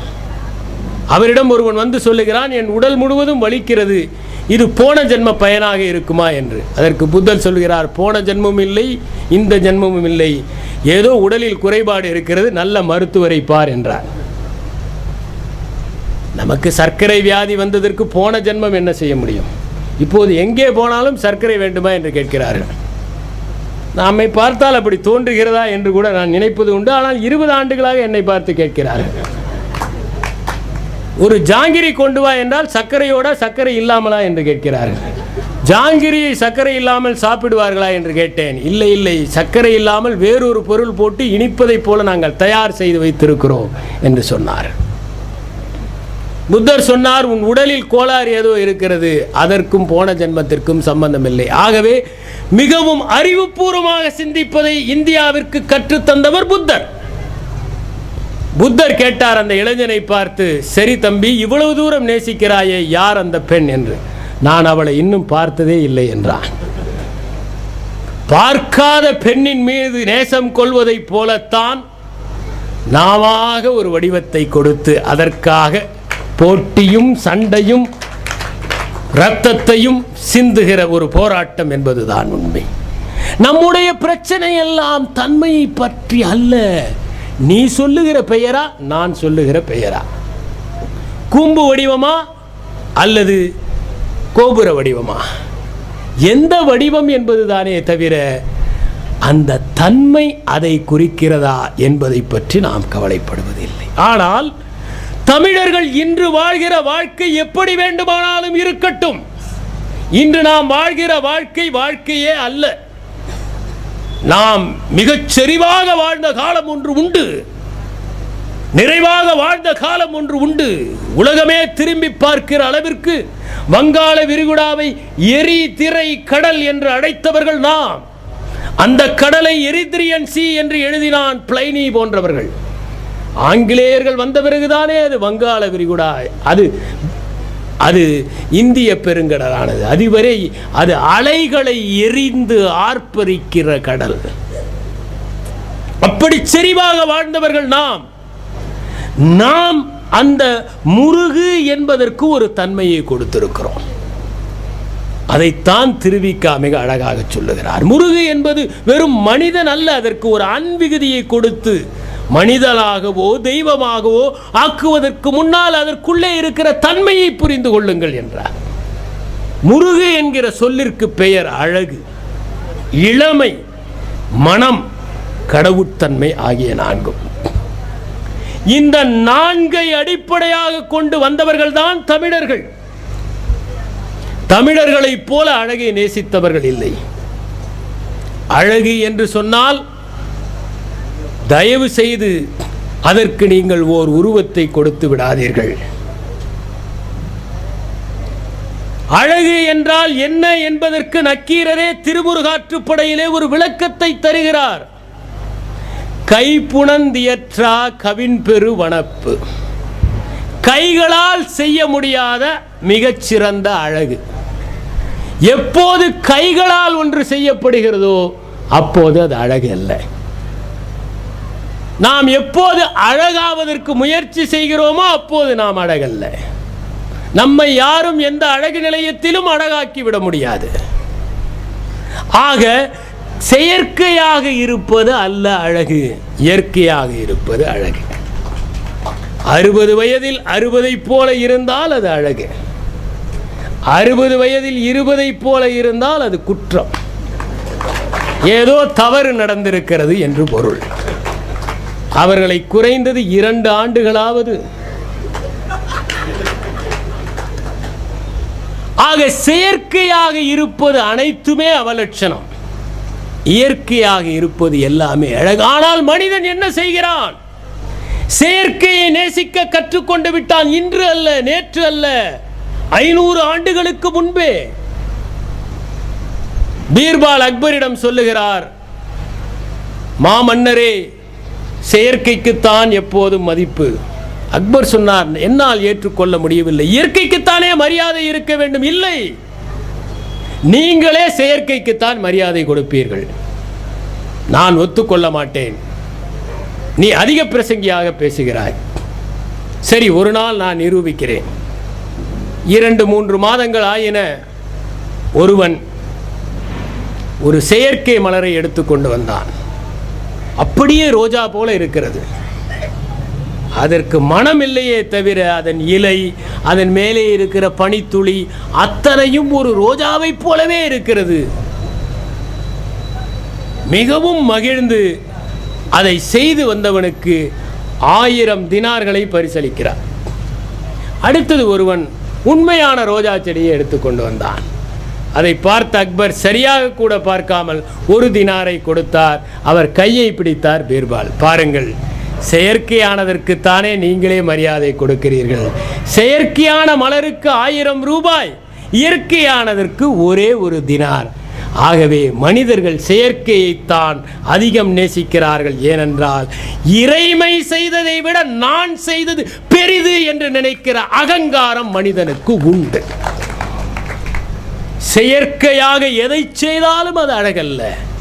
ஆக அழகு என்று சொல்வது தமிழர்களை பொறுத்தவரை இயல்பாக இருப்பது, இயற்கையாக இருப்பது. இயற்கையை நாம் எவ்வளவு நேசித்தோம் என்றால், நம்முடைய அத்தனை சங்ககால பாடல்களை படித்தாலும் அதிலே வருகிற தாவரங்களை பாருங்கள், கொடிகளை பாருங்கள், மலர்களை பாருங்கள். மனிதன் எவ்வளவு தூரம் இயற்கையை நேசித்தான் என்பதை புரியும். அந்த பாடல்களிலே வருகிற ஒவ்வொரு மரத்திற்கும் ஒரு பண்பு இருக்கிறது. நான் உங்களுக்கு ஒரே ஒரு தகவலை சொல்ல விரும்புகிறேன். நீங்கள் இந்தியாவிலே இருக்கக்கூடிய மலைகள் எல்லாவற்றிற்கும் சென்று பாருங்கள். ஆனால் தமிழகத்திலே இருக்கிற மலைகளுக்கு சென்றால் ஒன்றை நீங்கள் உணர்ந்து கொள்ளலாம். இங்கேதான் இத்தனை விதமான மரங்கள், இத்தனை விதமான கொடிகள், இத்தனை விதமான செடிகள். நம்முடைய தட்பவெப்பம் அதற்கு ஏற்றதாக இருக்கிறது. ஆங்கிலேயர்கள் வந்து காகிதக்கூழ் தயாரிப்பதற்காக பைன் மரங்களையும் யூக்கலிப்டஸ் மரங்களையும் நடுவதற்கு முன்னால் நம்முடைய மலைகள் முழுவதும் நம்முடைய மண்ணின் மரங்களால் சூழப்பட்டிருந்தன. எவ்வளவு மழை பொழிந்தாலும் அதை அப்படியே உறிஞ்சு கொண்டு அருவிகளாக தருகின்ற, ஆறுகளாக ஓட வைக்கிற செழுமை பெற்றது நம்முடைய பூமி. அத்தனை விதமான மரங்கள், அத்தனை விதமான பறவைகள். இப்போது கூட நீங்கள் சோலை காடுகளுக்குள் கண்ணை மூடிக்கொண்டு காதை மட்டும் திறந்து கொண்டு போங்கள். ஏனென்றால் பல நேரங்களில் கண் நமக்கு இடைஞ்சலாக இருக்கிறது. ஓசைகளை கேட்பதற்கு கண் இடைஞ்சல், காதுகளை தீட்டுவதற்கு கண்களை மூடினால்தான் முடியும். நல்ல இசையை கேட்க வேண்டும் என்றால் கண்ணை மூடி கேளுங்கள். அத்தனை புலன்களையும் காதுகளில் கொண்டு வாருங்கள். சுந்தரர் அத்தனை புலன்களையும் கண்களில் கொண்டு வந்தார், சிவபெருமானை காண்பதற்காக. 5 பேர் அறிவும் கண்களே கொள்ள, 5 புலன்களையும் கண்களில் கொண்டு வந்தார். அதை போல 5 புலன்களையும் காதுகளில் கொண்டு வாருங்கள். நீங்கள் சோலை காட்டில் நடந்தால் எத்தனை விதமான பறவைகளின் ஓசை, எத்தனை பூச்சிகளின் ரீங்காரம், எத்தனை வண்டுகளின் இசை, அத்தனையும் கேட்கலாம். ஆக இயற்கையோடு இயைந்து வாழ்வது என்பதுதான் அழகு பொருந்தியதாக இருக்கும். ஏன், இயற்கையை வழிபடுவதற்கும் இயற்கையை நேசிப்பதற்குமான ஒரு உருவமாக, இயற்கை சார்ந்த அழகு சார்ந்த ஒரு தன்மை உடையதாக முருகனை கருதினார்கள். அதனால்தான் மலை இருக்கிற இடங்களில் எல்லாம் முருகத்தலங்களை அவர்கள் அமைத்தார்கள். அந்த இயற்கையோடு அதை பிணைத்து பார்ப்பதிலே ஒரு மகிழ்ச்சி இருந்தது. ஏனென்றால் இயற்கை என்பதும் இறைமை என்பதும் வேறல்ல என்று நினைத்தார்கள். ஏனென்றால் இயற்கை என்பது உருவாக்குவதை அடிப்படையாக கொண்டது, ஒவ்வொரு நாளும் புதுப்பிப்பதை அடையாளமாக கொண்டது. இறைமையும் அதுதானே. தேக்கம் இருந்தால் அது இறைமையாக இருக்க முடியாது. துளிர்ப்பதும் உருவாக்குவதும் புதுப்பிப்பதும் பூப்பதும் மலர்வதும் உதிர்வதும் விடிவதும் ஒளிர்வதும் மிளிர்வதும் அனைத்தும் அடங்கியதே இறைமை என்கிற காரணத்தால் இயற்கையோடு இயைந்து வாடுகிற ஒரு நேசத்தினால் அழகு என்று சொல்லுகிற போது அது இயற்கையோடு இயைந்ததாக கருதப்பட்டது. மனத்தோடு அதை கருதப்பட்ட காரணத்தினால்தான் நான் சொன்னேன் சுகந்தி என்பதைப் போல. ஏன் மனம் முக்கியம்? வழிபடுகிற போது நாம் ஏன் சாம்பிராணியை கொளுத்துகிறோம், ஊதுவத்தியை ஏற்றுகிறோம், நல்ல நறுமண மலர்களை இறைமைக்கு சாத்துகிறோம், நம் வீடு முழுவதும் சுகந்தத்தால் நிரப்புகிறோமே? ஏன்? அதற்கு பின்னால் ஒரு அறிவியல் காரணம் இருக்கிறது. நம்முடைய தூள உடல் என்பது மேம்போக்கான உடல். அதை அடுத்து இருக்கிற இன்னொரு உடல் இருக்கிறது. அந்த உடல் தான் சூட்சும உடல், எதீரியல் பாடி. அந்த எதீரியல் பாடி என்பதை ஊக்குவிப்பதற்காக நறுமணம் தேவைப்படுகிறது. அந்த எதீரியல் பாடியை நீங்கள் உசுப்பி விடுகிற போது ஒரு உச்சநில பரவசத்தை நீங்கள் அடைய முடியும். அதனால் தான் கோயிலுக்கு செல்லுகிற போது அந்த நறுமணத்தில் உங்கள் கவலைகளை எல்லாம் மறந்து விடுகிறீர்கள், உங்கள் அன்றாட செய்திகளை எல்லாம் மறந்து விடுகிறீர்கள். அன்று காலையிலிருந்து மாலை வரை நடந்த அத்தனை அயற்சியையும் மறந்துவிட்டு ஏதோ ஒரு புது உலகத்திற்குள் போவதைப் போல உங்களுக்கு அந்த உணர்வு ஏற்படுகிறது. எனவே மனம் என்பது உங்களுடைய இரண்டாவது உடலை தூண்டக்கூடிய ஆற்றல் பெற்றதாக இருக்கிற காரணத்தால் அதையும் நாம் வழிபட்டவர்களாக இருந்தோம். நம்முடைய இலக்கியங்களில் பாருங்கள், நம்முடைய அத்தனை இலக்கியங்களிலும் மனம் ஒரு முக்கியமான ஒரு பங்கை வகித்துக் கொண்டே இருக்கிறது. இயற்கையும் மனத்தையும் பிரிக்க முடியுமா? ஏனென்றால் இயற்கை என்பதே மனம் சார்ந்த ஒன்றுதான். இயற்கை என்கிற ஒன்றோடு எப்போது நாம் ஒன்றுகிறோமோ அப்போது நம் உடலும் அழகாகி விடுகிறது. சின்ன வயதிலேயே இப்போது பலர் வயதான தோற்றத்தோடு இருக்கிறார். காரணம் மிகவும் எளிது. அவர்கள் செயற்கையாக உண்ணுகிறார்கள், செயற்கையாக வாழுகிறார்கள். இயற்கையான உணவை நீங்கள் எவ்வளவு தூரம் உண்ணுகிறீர்களோ அவ்வளவு தூரம் உங்கள் உடல் ஆரோக்கியமாக இருக்கும்.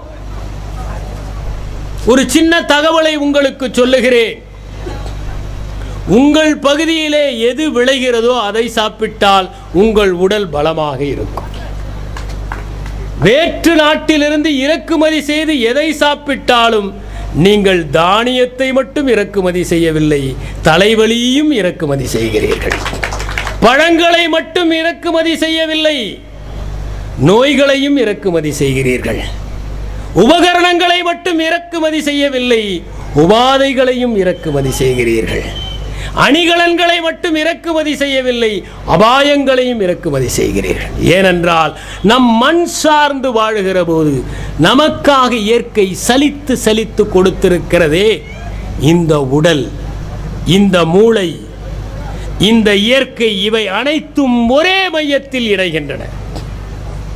இன்று மேல்நாட்டிலே இதை குறித்து ஆராய்ச்சி செய்த அத்தனை பேரும் சொல்லுகிறார்கள் ஒரு முக்கியமான தகவலை. தயவு செய்து நீங்கள் உங்கள் பகுதியில் என்ன கிடைக்கிறதோ அதை சாப்பிடுங்கள். இப்பொழுது எல்லோரும் ஓட்ஸ் குடிக்கிறார்கள். நம்மூரில் விளைகிற கம்புதான் யாரும் சீண்டுவார் இல்லாமல் இருக்கிறார். நமக்கு தேவை என்றுதானே கேழ்வரகையும் கம்பையும் நம்முடைய மண் உற்பத்தி செய்து கொடுக்கிறது. ஏன் இயற்கைக்கு விரோதமாக இருக்கிறோம்? எப்போது நாம் இயற்கையோடு அனுசரித்து இயற்கை எதை தருகிறதோ அதை உண்கிறோமோ அப்போது நம்மையும் அறியாமல் நாம் எதை உண்கிறோமோ அது நமக்குள் ஒரு புத்துணர்ச்சியையும் ஆற்றலையும் தருகிறது. ஆற்றல் இல்லாமல் போவதற்கு காரணம் உணவை ரசித்தும் சாப்பிடுவதில்லை. இன்று நாம் கொட்டிக் கொள்ளுகிறோம், அள்ளி போடுகிறோம், விழுங்குகிறோம், ஊற்றிக்கொள்ளுகிறோம். ஆனால் யாரும் உண்பது இல்லை, திணித்துக் கொள்ளுகிறோம். எப்போது நாம் உணவை மதித்து அது இறைமையின் ஒரு அம்சம் என்று நினைத்து ஒரு பருக்கையையும் வீணாக்காமல் அதை ரசித்து ருசித்து சாப்பிடுகிற போது அலைபேசிகளை எல்லாம் தூர வைத்துவிட்டு சாப்பாட்டிலேயே கவனத்தை செலுத்தி அந்த ஒவ்வொரு பருக்கையும் பிரசாதமாக எண்ணி சாப்பிடுகிறோமோ அப்போது நம்மையும் அறியாமல் நம் உடல் பலமாக இருக்கும். அப்படி இயற்கையோடு வாழ்ந்தவர்கள் தமிழர்கள். அதனால் தான் இந்த இயற்கையும் இறைமையும் நெருங்க வைத்து பார்த்தார்கள். என்னிடம் ஒரு பழங்குடியினர் ஒருவர் சொன்னார், நீங்கள் ஒரே மாதம் என்னோடு காட்டுக்கு வாருங்கள், 2 தீப்பெட்டிகளையும் ஒரு கத்தியும் கொண்டு வாருங்கள், எதுவுமே இல்லாமல் 2 மாதம் நாம் சாப்பிடலாம். காட்டில் கிடக்கிற பழங்களையும் கனிகளையும் வேர்களையும் சாப்பிட்டே நாம் வாழ முடியும். 2 மாதம் கழித்து நீங்கள் திரும்ப வந்தால் உங்கள் உடலிலே எந்த விதமான உபாதையும் இருக்காது என்று. ஆனால் நாம் தான் எல்லா வேலைகளையும் எந்திரங்கள் செய்கின்றன, நமக்கு உடற்பயிற்சிக்கும் எந்திரம் தேவைப்படுகிறது. இயற்கையோடு இயைந்து வாடுகிற மனிதன் இறைமையோடு நெருக்கமாகி விடுகிறான். ஏனென்றால் இயற்கைக்கான உணவை உண்ணுகிற போது அவனுடைய ஒவ்வொரு எண்ணமும் சலிக்கப்பட்டு செம்மையுறுகிறது. நீங்கள் கனிகளையும் காய்களையும் அதிகமாக சேர்த்து பாருங்கள், உங்கள் எண்ணங்களே தூய்மையாக இருக்கும், உங்கள் செயல்களே சிறந்ததாக இருக்கும். உங்களையும் அறியாமல் உங்களிடம் கருணை ஊறும். அதுதான் உண்மை.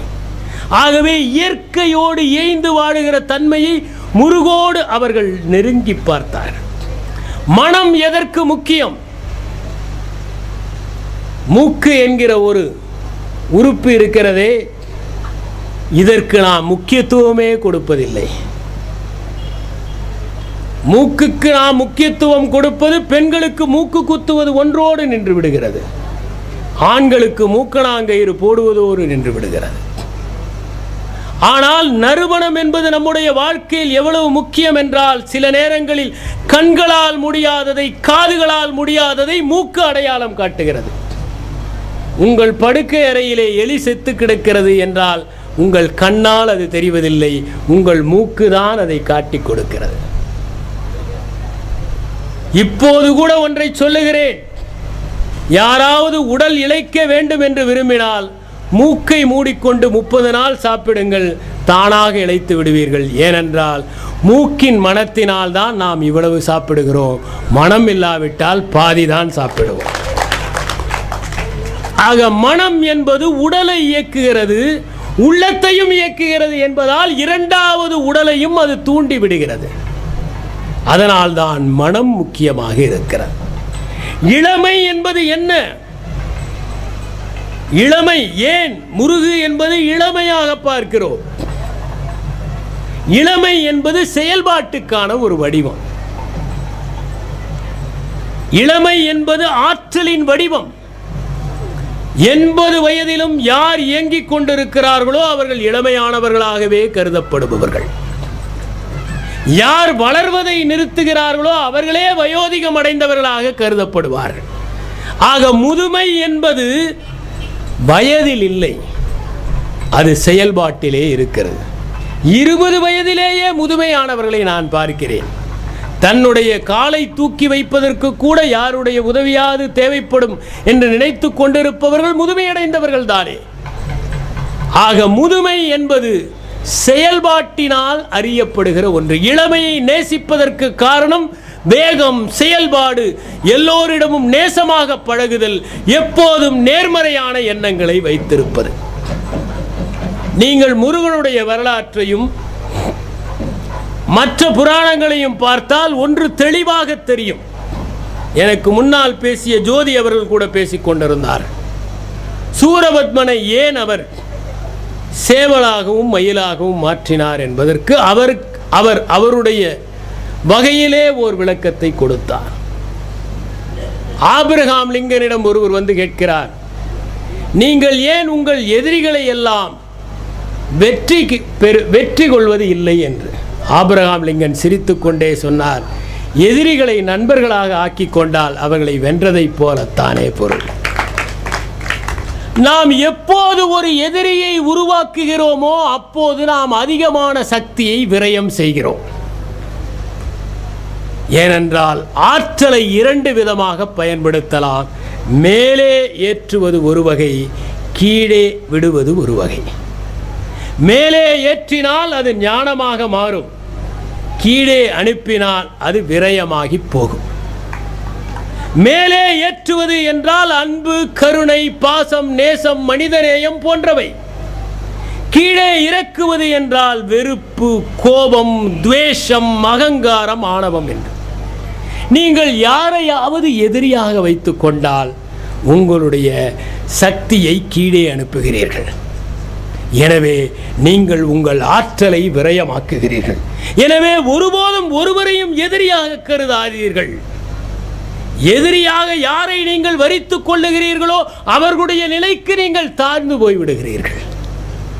அடுத்ததாக நாம் நண்பர்களை பற்றி நினைக்கிற நேரத்தை விட எதிரிகளை பற்றி நினைக்கிற நேரம்தான் அதிகம். நினைத்து பாருங்கள், தேனை தருகிற தேனீக்களின் பெயரால் நடக்கிற வியாபாரத்தை விட கடித்து துன்புறுத்துகிற கொசுவின் பெயரால் தானே அதிக வியாபாரம் நடக்கிறது. எனவே எதிரிகளாக யாரை நீங்கள் வரித்து கொண்டாலும் உங்கள் ஆற்றலை வீணடிக்கிறீர்கள். முருகன் நமக்கு மிக அழகான ஒரு மேலாண்மை தத்துவத்தை கற்றுத்தருகிறார். எதிரிகளை எப்போதும் நண்பர்களாக ஆக்கிக்கொள். இன்னொரு மேலாண்மை தத்துவத்தையும் இன்றைய காலத்திற்கு தருகிறார். மனைவியிடமிருந்து மேலாண்மையை எப்படி கற்றுக்கொள்வது என்று ஒரு புத்தகம் வந்திருக்கிறது. பொதுவாகவே ஆண்களுக்கு நாம் ஆண்மை மிகுந்தவர்கள், பலசாலிகள் என்கிற ஒரு எண்ணம் உண்டு. அதே நேரத்தில் ஆண்கள் கோபித்துக் கொள்ளக்கூடாது, அவர்களைப் போல பாதுகாப்பின்மை யாருக்கும் இருக்காது. நீங்கள் யாருடைய வீட்டிற்காவது சென்றால், உங்கள் குழந்தையை எடுத்து சென்றால் 5 நிமிடத்திற்கு ஒரு முறை விளையாடி கொண்டிருக்கின்ற அந்த குழந்தை வந்து நீங்கள் இருக்கிறீர்களா என்று எட்டி பார்த்து விட்டு செல்லும். ஏனென்றால் அதை விட்டுவிட்டு நீங்கள் சென்று விடக்கூடாது என்கிற பாதுகாப்பின்மை. அது உங்கள் கணவர்களுக்கும் உண்டு. அதை மனைவிமார்கள் சரியாக புரிந்து வைத்திருக்கிறார்கள். எனவே மகன் உள்ளே தகராறு செய்கிற போது, உள்ளே ஏதேனும் அடம் பிடிக்கிற போது அப்பாவிடம் சொல்லுகிறேன் பார் என்று உங்களுக்கு கேட்கும்படியாக குரலை உயர்த்துவார்கள். சரி, மனைவி என்னை மதிக்கிறாள் என்கிற திருப்தி உங்களுக்கு ஏற்படும். ஆனால் உங்கள் மகனுக்கும் தெரியும் அப்பா வெறும் டப்பாதான் என்று. இருந்தாலும் அதை போலவே திடீரென்று ஒரு மருந்து பாட்டிலை வாங்கி கொண்டு வருவார்கள். திறக்க முயற்சி செய்வார்கள், முடியாது, உங்களிடம் தருவார்கள்.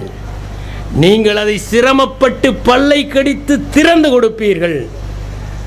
அப்போது உங்களுக்கு ஒரு திருப்தி, நான் ஒரு ஆண்மகன் என்று இவள் அங்கீகரித்து விட்டாள் என்று. ஆனால் நீங்கள் இல்லாத போதெல்லாம் சர்வ சாதாரணமாக அவர்கள்தான் திறந்து கொள்ளுகிறார்கள் என்பது. ஆனால் இதை ஏன் செய்கிறார்கள் என்றால் அவர்களுக்கு ஒரு ஆணை எப்படி மேலாண்மை செய்வது என்பது தெரியும் என்பதால். அதை போல இன்றைய சூழலுக்கு முருகன் ஒன்றை செய்தார். ஓர் அலுவலகத்திலே 2 பேர் பணியாளர்கள் இருப்பார்கள். ஒருவர் சிரத்தையாக பணிகள் செய்வார், இன்னொருவர் மேலாளரை திருப்தி செய்வதிலேயே எப்போதும் குறிக்கோளோடு இருப்பார். என்னிடம் ஒருவர் சொன்னார், எந்த முதலாளி மாறினாலும் நீ எப்படி நல்ல நிலைமையிலேயே இருக்கிறாய் என்று நான் கேட்டேன். அவர் சொன்னார், அதற்கு நான் ரகசியம் வைத்திருக்கிறேன். பசுக்களிடம் பால் கறப்பதற்கு கன்று குட்டிகளை காக்காய் பிடித்துக் கொள்கிறேன் என்றார். இந்த தத்துவம் எவ்வளவு பயனுள்ள தத்துவம் பாருங்கள். அப்படி முருகனுடைய அந்த ஒரு உதாரணம் என்னவென்றால், சில பணியாளர்கள் பணியே செய்து கொண்டிருப்பார்கள். சிலர் முதலாளியை எப்படி திருப்தி செய்வது என்பதை தெரிந்து வைத்திருப்பார்கள். மாம்பழம் ஒன்று வருகிறது, யார் வாங்குவது என்று பிரச்சனை வருகிற போது முதலாளியை திருப்தி செய்து முருகன் பெற்று விடுகிறார், முதலாளியை திருப்தி செய்து கணபதி பெற்று விடுகிறார். உண்மையிலேயே சிரத்தையாக பணி செய்த முருகனுக்கு அது கிடைக்கவில்லை. எனவே இந்த சூழலிலும் கொஞ்சம் எச்சரிக்கையாக இருக்க வேண்டும் என்பதை மாம்பழ விஷயம் நமக்கு சொல்லுகிறது என்பதை உணர்த்த விரும்புகிறேன். ஆக ஆபிரகாம் லிங்கன் குறிப்பிட்டதை ஆறுமுக வடிவேல் அந்த காலத்திலேயே செய்துவிட்டார். அவர் எதிரிகளை நண்பனாக்க தெரிந்து கொண்டவர். ஆக இளமை என்பது ஆற்றலை குறிக்கிறது. நீங்கள் நினைத்து பாருங்கள், நீங்கள் வழிபடுகிற ஒரு கடவுள் அல்லது நினைத்து கொண்டிருக்கிற கடவுள் அல்லது தியானிக்கிற ஒரு கடவுள் ஒரு ஆற்றலின் உருவமாக இருக்கிற போதுதான் உங்களையும் அறியாமல் உங்களுக்குள் உத்வேகம் ஏற்படுகிறது. ஏனென்றால் எதை நீங்கள் மனத்திலே வைத்து அதை தொடர்ந்து பின்பற்றுகிறீர்கள் என்பதை பொறுத்துத்தான் உங்களுடைய வாழ்க்கை அமைந்து கொண்டிருக்கிறது. சில நேரங்களில் பூடகமாக சிலவற்றை வைத்திருப்போம், ஆனால் அப்போது கூட அது ஆழ்மனத்திலே சென்று நம்மிடம் ஒரு தாக்கத்தை ஏற்படுத்தும். நாம் யாருடன் நடைபயிற்சி செய்கிறோம் என்பதை பொறுத்துத்தான் நம்முடைய வேகம் தீர்மானிக்கப்படுகிறது. நம்மை விட மிதமாக நடைபயிற்சி செய்கிறவர்களிடம் நாம் நடைபயிற்சி செய்தால் திருப்தி அடைந்து விடுவோம், நாமே வேகமாக நடக்கிறோம் என்கிற எண்ணம். அதனால்தான் ஒன்றை கண்டுபிடித்தார்கள், நகரங்களிலே படிக்கிற மாணவர்களுடைய ஆற்றல் கிராமங்களில் படிக்கிற மாணவர்களை விட 10 மடங்கு அதிகமாக இருக்கிறது.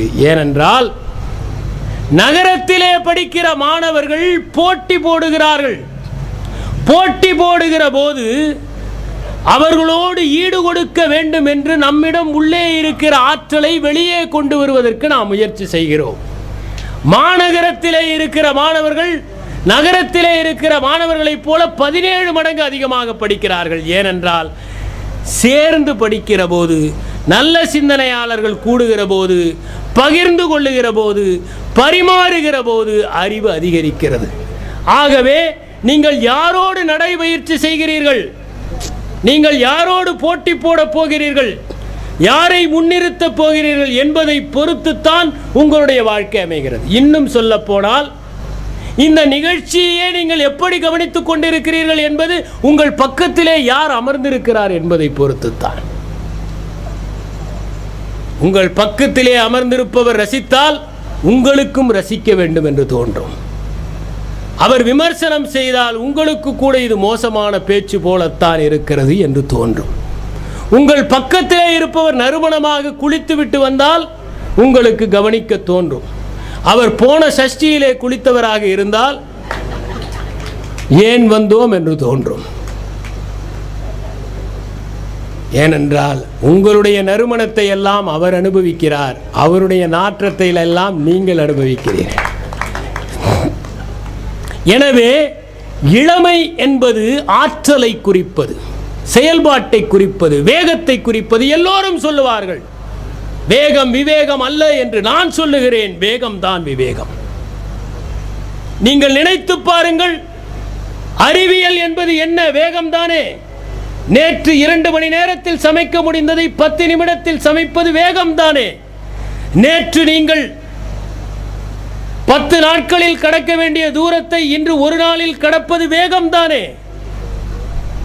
ஒரு மாதம் மருந்து சாப்பிட வேண்டிய நோய்க்கு 2 நாள் சாப்பிட்டால் போதும் என்று வருவது. மலேரியா என்றால் 1 மாதம் சாப்பிட வேண்டும், எலும்புருக்கி நோய் என்றால் ஓராண்டு போதும் என்கிற நிலைமை வேகம் தானே.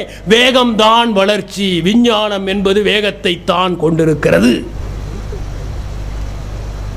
ஆனால் வேகம் வேறு, அவசரம் வேண்டு. மனமும் உடலும் இணைகிற போது அது வேகம். மனம் செயல்படவில்லை, உடல் மட்டும் செயல்படுகிறது என்றால் அது அவசரம், அது விபத்தில் முடிந்துவிடும். ஆகவே உலகம் இன்னும் வேகமாக போக வேண்டும் என்றுதான் விரும்புகிறது, இன்னும் சீக்கிரமாக. வெளிநாட்டிலே மருந்து கண்டுபிடித்துக் கொண்டிருக்கிறார்கள். ஒரே ஒரு முறை மருந்து கொடுத்து முழுவதுமாக நீரிழிவு நோயை குணப்படுத்த முடியுமா என்று. நிச்சயமாக வெற்றி பெற்று விடுவார்கள். ஏனென்றால் நம்முடைய அத்தனை வளர்ச்சியும் வேகத்தை நோக்கித்தான் சென்று கொண்டிருக்கிறது. ஒரு நொடியில் நாம் முந்தினால் நாம் வெற்றி பெற்று விடுவோம். எந்த செய்தித்தாள் செய்திகளை முந்தி தருகிறதோ அதையே வாங்குகிறோம். எந்த தொலைக்காட்சி சேனல் செய்திகளை முந்தி தருகிறதோ அதையே பார்க்கிறோம். எனவே வேகம் என்பது முக்கியம். உலகத்தை நீங்கள் உற்று பார்த்தால் வேகமானவை தான் வெற்றி பெறுகின்றன. பெரிய மிருகங்கள் கூட வேகமான மிருகங்களிடம் தோற்றுவிடுகின்றன. யானை பெரிதுதான், ஆனால் தோற்றுவிடுகிறது. மான் பெரிதுதான், ஆனால் ஒரு சிறுத்தையிடம் தோற்றுவிடுகிறது. காட்டெருமை புலியை விட கனம் வாய்ந்ததுதான், ஆனால் அது புலியிடம் தோற்றுவிடுகிறது. ஏனென்றால் புலி வேகமானது, சிறுத்தை வேகமானது. வேகமானதிடம் மெதுவானது தோற்பதுதான் விதியே தவிர பெரிதானதிடம் சிறிதானது தோற்பது விதி அல்ல. எனவே இந்தியா வேகமாக ஆனால் பெரிய நாடுகளையும் நம்மால் வீழ்த்திவிட முடியும். ஆக இளமை என்பது வேகத்தை குறிப்பது, ஆற்றலை குறிப்பது, நில்லாமல் ஓடுவதை குறிப்பது. எங்கே வேகம் இருக்கிறதோ அதுவே மிகச்சிறந்த நதி, வற்றாத நதி. எங்கெல்லாம் வேகம் இருக்கிறதோ அங்கே முன்னேற்றம் நிகழ்ந்து கொண்டிருக்கிறது. நேற்றை காட்டிலும் இன்று வேகமாக. எவன் ஒருவன் ஒரே நேரத்தில் 100 பக்கங்களை வாசித்து கிரகித்துக் கொள்ளுகிறானோ அவன் அறிவாளி. எல்லாவற்றிலும் வேகம் இருக்கிறது. சமைப்பதிலும் இருக்கிறது, பரிமாறுவதிலும் இருக்கிறது, வாழ்வதிலும் இருக்கிறது, கண்டுபிடிப்பதிலும் இருக்கிறது, ஓடுவதிலும் இருக்கிறது, ஒதுங்குவதிலும் இருக்கிறது. சில நேரங்களில் வேகமாக ஒதுங்கிறவன் தப்பித்துக் கொள்ளுகிறான், மற்றவன் மாட்டிக்கொள்ளுகிறான். முல்லா நஸ்ருதீனுடைய மகனுக்கு போர்க்கலையிலே பயிற்சி கொடுத்து கொண்டிருந்தார்கள். தற்காப்பு பயிற்சி. முல்லா நஸ்ருதீன் அங்கே நின்று கொண்டு மகன் சரியாக செய்கிறானா என்று பார்த்து கொண்டிருந்தார். வந்தவர் ஒருவர் கேட்டார், முல்லா, உங்கள் மகனுக்கு என்ன பயிற்சி கொடுத்து கொண்டிருக்கிறீர்கள்? தற்காப்பு பயிற்சி கொடுத்து கொண்டிருக்கிறேன். ஏன் கொடுத்து கொண்டிருக்கிறீர்கள்? ஒரு 5 பேர் அவனை தாக்க வந்தால் அவனை பாதுகாத்துக் கொள்ள வேண்டாமா? அதற்காக தான் தற்காப்பு பயிற்சி கொடுத்து கொண்டிருக்கிறேன். சரி, 6 பேர் தாக்க வந்தால் என்ன செய்வீர்கள் என்று கேட்டார். அதற்கு தான் மாலை வேளையிலே அவனுக்கு ஓடுவதற்கும் பயிற்சி கொடுத்து கொண்டிருக்கிறேன் என்று சொன்னான். வேகமாக ஓடுவன் கூட தப்பித்துக் கொள்ளுகிறான். ஆகவே வேகம் என்பது முக்கியம். இளமை என்பது வேகத்தை குறிப்பது. நீங்கள் அதை ஒரு குறியீடாக ஆக்கி கொண்டீர்கள், அதற்கு ஒரு வடிவம் கொடுத்து கொண்டீர்கள். வேகமாக போவதற்கும் வேகமாக முன்னேறுவதற்கும் அவங்களுடைய ஆற்றலை சரியான திசையிலே செலுத்துவதற்குமாக ஒரு பயிற்சியாக நீங்கள் எதை நினைத்து தியானிக்கிறீர்களோ அந்த வடிவத்தின் ஆற்றலை நீங்கள் பெறுவீர்கள் என்பதால். ஏனென்றால் ஒரு விளக்கிலிருந்து இன்னொரு விளக்கைத்தான் பற்ற வைக்க முடியுமே தவிர ஒரு விளக்கிலிருந்து ஒருபோதும் இருளை வெளிப்படுத்த முடியாது. ஒளி ஒளியையே வெளிப்படுத்தும், விளக்கு ஒளியையே வெளிப்படுத்தும் என்பதா. நான்காவது முக்கியமானது கடவுட்தன்மை. கடவுட்தன்மை என்பது கருணையை குறிப்பது, வளர்வதை குறிப்பது. வழிபட்டால் மட்டும் போதாது, நேற்றை காட்டிலும் இன்று நான் ஒரு அங்குலமாவது வளர்ந்திருக்கிறேனா என்று யோசிக்க வேண்டும். உடல் ரீதியாக அல்ல, மன ரீதியாக. நேற்றை காட்டிலும் இன்று நான் ஏதேனும் ஒன்று தெரிந்திருக்கிறேனா? நேற்றை காட்டிலும் இன்று இன்னும் மேன்மையானவனாக நடந்திருக்கிறேனா? நேற்றை காட்டிலும் இன்று நான் பண்பட்டவனாக மாறி இருக்கிறேனா? நேற்று கல்லை போல் இருந்த என்னுடைய இதயத்தில் கொஞ்சமாவது மிருது தன்மை கூடியிருக்கிறதா? என் கண்களிலே கருணை வழிகிறதா? என் செயல்களிலே வித்தகம் ஏற்படுகிறதா? நேற்றை காட்டிலும் இன்று ஒரு பயனுள்ள செயலை செய்திருக்கிறேனா? இந்த சமூகத்திற்கு என்னால் ஆன ஒரு கடமையை செய்திருக்கிறேனா? இதுதான் கடவுட்தன்மையை குறிக்கிறது. கடவுட்தன்மை என்பது தொடர்ந்து இயங்கிக் கொண்டிருக்கிற ஒன்றை குறிப்பிடுவது. எனக்கு யாரும் தண்ணி காட்ட நான் விரும்புவது இல்லை. எனவே நாம் எப்போதும் தொடர்ந்து இயங்கிக் கொண்டிருப்பதுதான் கடவுட்தன்மை. நீங்கள் நினைத்து பாருங்கள், ஒரே ஒரு நாள் விடிவதற்கு நேரமானால் நாம் எவ்வளவு கவலைப்படுவோம். நாம் எழுவது எப்போது வேண்டுமானாலும் இருக்கலாம், ஆனால் விடிவது சரியாக இருக்க வேண்டும் என்று எதிர்பார்க்கிறோமே. ஆகவே இயக்கம் என்பதுதான் கடவுட்தன்மை.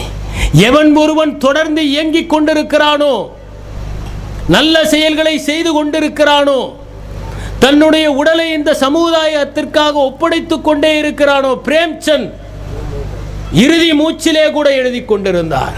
அவருடைய மனைவி வந்து கேட்டார், ஏன் இப்போது எழுதுகிறீர்கள்? உங்கள் உடல்நலம் சரியில்லையே, மருத்துவர்கள் நீங்கள் அதிகம் எழுதக்கூடாது என்று சொல்லுகிறார்களே. அவர் சொன்னார், இந்த விளக்கை பார், இந்த விளக்கின் பணி ஒளியை தொடர்ந்து கொடுத்து கொண்டே இருப்பது தானே. அதை போல நான் தொடர்ந்து என்னுடைய பணியை செய்து கொண்டிருக்கிறேன். தயவு செய்து இதை நிறுத்தாதே, இதுதான் என்னுடைய வாழ்க்கையின் பொருள் என்று. ஆக தொடர்ந்து யாரெல்லாம் இயங்கிக் கொண்டிருக்கிறார்களோ, எவ்வளவு தடைகள் வந்தாலும் அதை நாம் தண்ணீரிடமிருந்து கற்றுக்கொள்ள வேண்டும். தண்ணீரின் முன்னால் எவ்வளவு பெரிய பாறை வந்தாலும் அந்த தண்ணீர் ஓடுவதை நிறுத்துவதில்லை, பாறையை சுற்றி கொண்டு ஓடுகிறது முதலில். பிறகு சிறிது சிறிதாக அந்த பாறையின் மீது படுகிறது. சிறிது சிறிதாக அந்த பாறையை கரைத்து முரடான பாறையையும் மென்மையான பாறையாக மாற்றி விடுகிறது. பெண்மை நீரை போல, ஆண்மை பாறையை போல. திருமணம் செய்கிற போது முரட்டு பாறையாக இருக்கிறவனும் 20 ஆண்டுகளுக்கு பிறகு வளவளப்பாக ஆகிவிடுவது அதனால்தான். ஆக தொடர்ந்த இயக்கம் என்பது சென்று கொண்டே இருக்கிறது, செய்து கொண்டே இருக்கிறது. அது கடவுட்தன்மை. ஏன் நாம் கந்த புராணத்தை ஒரு சொந்த புராணம் என்று சொல்லுகிறோம் என்றால், தமிழர்கள் அது குறித்து வழிபடுவதனால் மட்டுமல்ல, தமிழ்நாட்டு தலங்கள் வருவதனால் மட்டுமல்ல, நம் வாழ்க்கையோடு மிகவும் நெருக்கமாக ஒரு காலத்திலே அது இருந்தது. அந்த முருகனுக்கு தொடர்பான அனைத்தையும் தமிழர்கள் தங்களுடைய வாழ்க்கையிலே நெறியாக கடைபிடித்து வந்தவர்கள் என்பதுதான் முக்கியம். அவற்றை நாம் இன்று இழந்து விட்டோம் என்பதும் உண்மை. அதை மீள பெற வேண்டும் என்பதற்காகத்தான் இதை போன்ற நிகழ்ச்சிகள் என்பதும் உண்மை. ஆனால் இப்படி இயற்கையோடும் கடவுட்தன்மையோடும் இயங்குவதோடையும் உயிரையே பொருட்படுத்தாமல், உயிர் போனாலும் நடுகல்லாக நின்று நான் இந்த உலகத்திற்கு என்னுடைய வீரத்தை பறைசாற்றுவேன் என்று வாழ்ந்த பெருமையை தமிழர்கள் பெற்றிருந்தார்கள். அதனால் அவர்கள் குன்றுதோறும் குமரனை கொண்டாடி மகிழ்ந்தார்கள். ஏனென்றால் அந்த குன்றுதோறும் இருக்கிற குமரனுடைய வழிபாடு அவர்கள் வாழ்க்கை நெறியை வடிவமைப்பதாக இருந்தது. அதுதான் அதனுடைய முக்கியம் என்பதை நாம் உணர வேண்டும். இதிலும் முக்கியமான ஒரு இடம் இருக்கிறது. ஓம் என்கிற பிரணவ மந்திரத்தினுடைய பொருள் என்ன என்பது. சிலவற்றை அப்பட்டமாக சொல்ல மாட்டார்கள், அதை நாம் தேடி கண்டுபிடிக்க வேண்டும். நல்ல ஆசிரியர்கள் எல்லாவற்றையும் கற்றுக் கொடுக்க மாட்டார்கள். சிலவற்றை நமக்கு சுட்டுவார்கள், சில நேரம் நம்மை கொட்டுவார்கள். ஆனால் நாம தேடி கண்டுபிடிக்க வேண்டும். ஏனென்றால் அவர்களாக சொன்னால் அதில் சுவை இருக்காது. பழமாக சாப்பிடுகிற போது இருக்கிற ருசி சாராக சாப்பிடும்போது இருப்பதில்லை என்பதால் நம்மை தேட வைக்கிறார்கள். அப்படி தேடுவதற்கான ஒரு இடம்தான் பிரணவ மந்திரம் என்பது. அதை புரிந்து கொண்டாலே நாம் வாழ்க்கையின் அத்தனை தத்துவத்தையும் புரிந்து கொண்டவர்களாக ஆகிவிடுவோம். ஓம் என்பது உண்மையிலேயே 4 எழுத்துக்களால் ஆனது. AUM. இன்னொரு ஓசை இருக்கிறது. அந்த ஓசைக்கு பேர் அனுஸ்வாரக. அந்த ஓசை எழுத்தில்லாத ஓசை, ஓசையில்லாத ஓசை. அ என்பது வைஸ்வானரா என்பது விழித்து கொண்டிருக்கிற நிலையை குறிப்பிடுகிறது. ஊ என்பது கனவு நிலையை குறிப்பிடுகிறது. இம் என்பது ஆழ்ந்த தூக்கத்தை குறிப்பிடுகிறது. அனுஸ்வாரகா என்பது உச்சபட்ச விழிப்புணர்வை குறிப்பிடுகிறது. மன இயலுக்கும் மாண்டூக்கிய உபநிடதத்திற்கும் இடையே இருக்கிற ஒரு தொடர்பு என்னவென்றால், 2000 ஆண்டுகளுக்கு பிறகு மனையியல் வல்லுநர்கள் மேல்மனம், ஆழ்மனம், உள்மனம் என்பதை பிரித்து சொல்லுகிறார்கள். ஆனால் அதை மாண்டூக்கிய உபநிடதம் பிரணவ மந்திரத்தின் மூலமாகவே நமக்கு சொல்லிவிடுகிறது. மேல்மனம், ஆழ்மனம், உள்மனம் இவற்றை தாண்டிய ஒரு உச்சபட்ச மனம். அதை மனையியல் சொல்லவில்லை என்பதுதான் வித்தியாசம். வைஸ்வானரா என்றால் விழித்துக் கொண்டிருக்கிற ஒரு நிலை. விழித்துக் கொண்டிருக்கிறது என்றால் இப்போது நீங்கள் விழித்துக் கொண்டிருப்பது அல்ல, புலன்கள் எல்லாம் தீவிரமாக செயல்படுகிற ஒரு நிலை. புலன்கள் வேட்கையோடு இருக்கிற ஒரு நிலை. புலன்கள் வேட்கையோடு இருந்தால் ஒருவன் இறைநெறியை அடைய முடியுமா? புலன்களுக்கு தீனி போடுவதிலேயே ஒருவன் கவனம் செலுத்துவான். ஒரு ஞானி சொன்னார், உன்னுடைய புலன்களை நீ திருப்திப்படுத்த முடியும் என்று ஒருபோதும் நினைக்காதே. அது எப்படி என்றால், உனக்கு ஒரு உடலிலே தோளிலே நமைச்சல் ஏற்பட்டால் தீயிலே காண்பித்தால் தற்காலிகமாக ஒரு சுகம் கிடைக்குமே, அதை போல அது. ஆனால் அதிலிருந்து கையை எடுத்ததும் இன்னும் அதிக வேதனை வரும், மறுபடியும் தீயிலே கை வைக்க வேண்டும் என்று தோன்றும். எனவே புலனிலே கிடைக்கிற சுகம் என்பது ஒருபோதும் திருப்தியை தருவது இல்லை.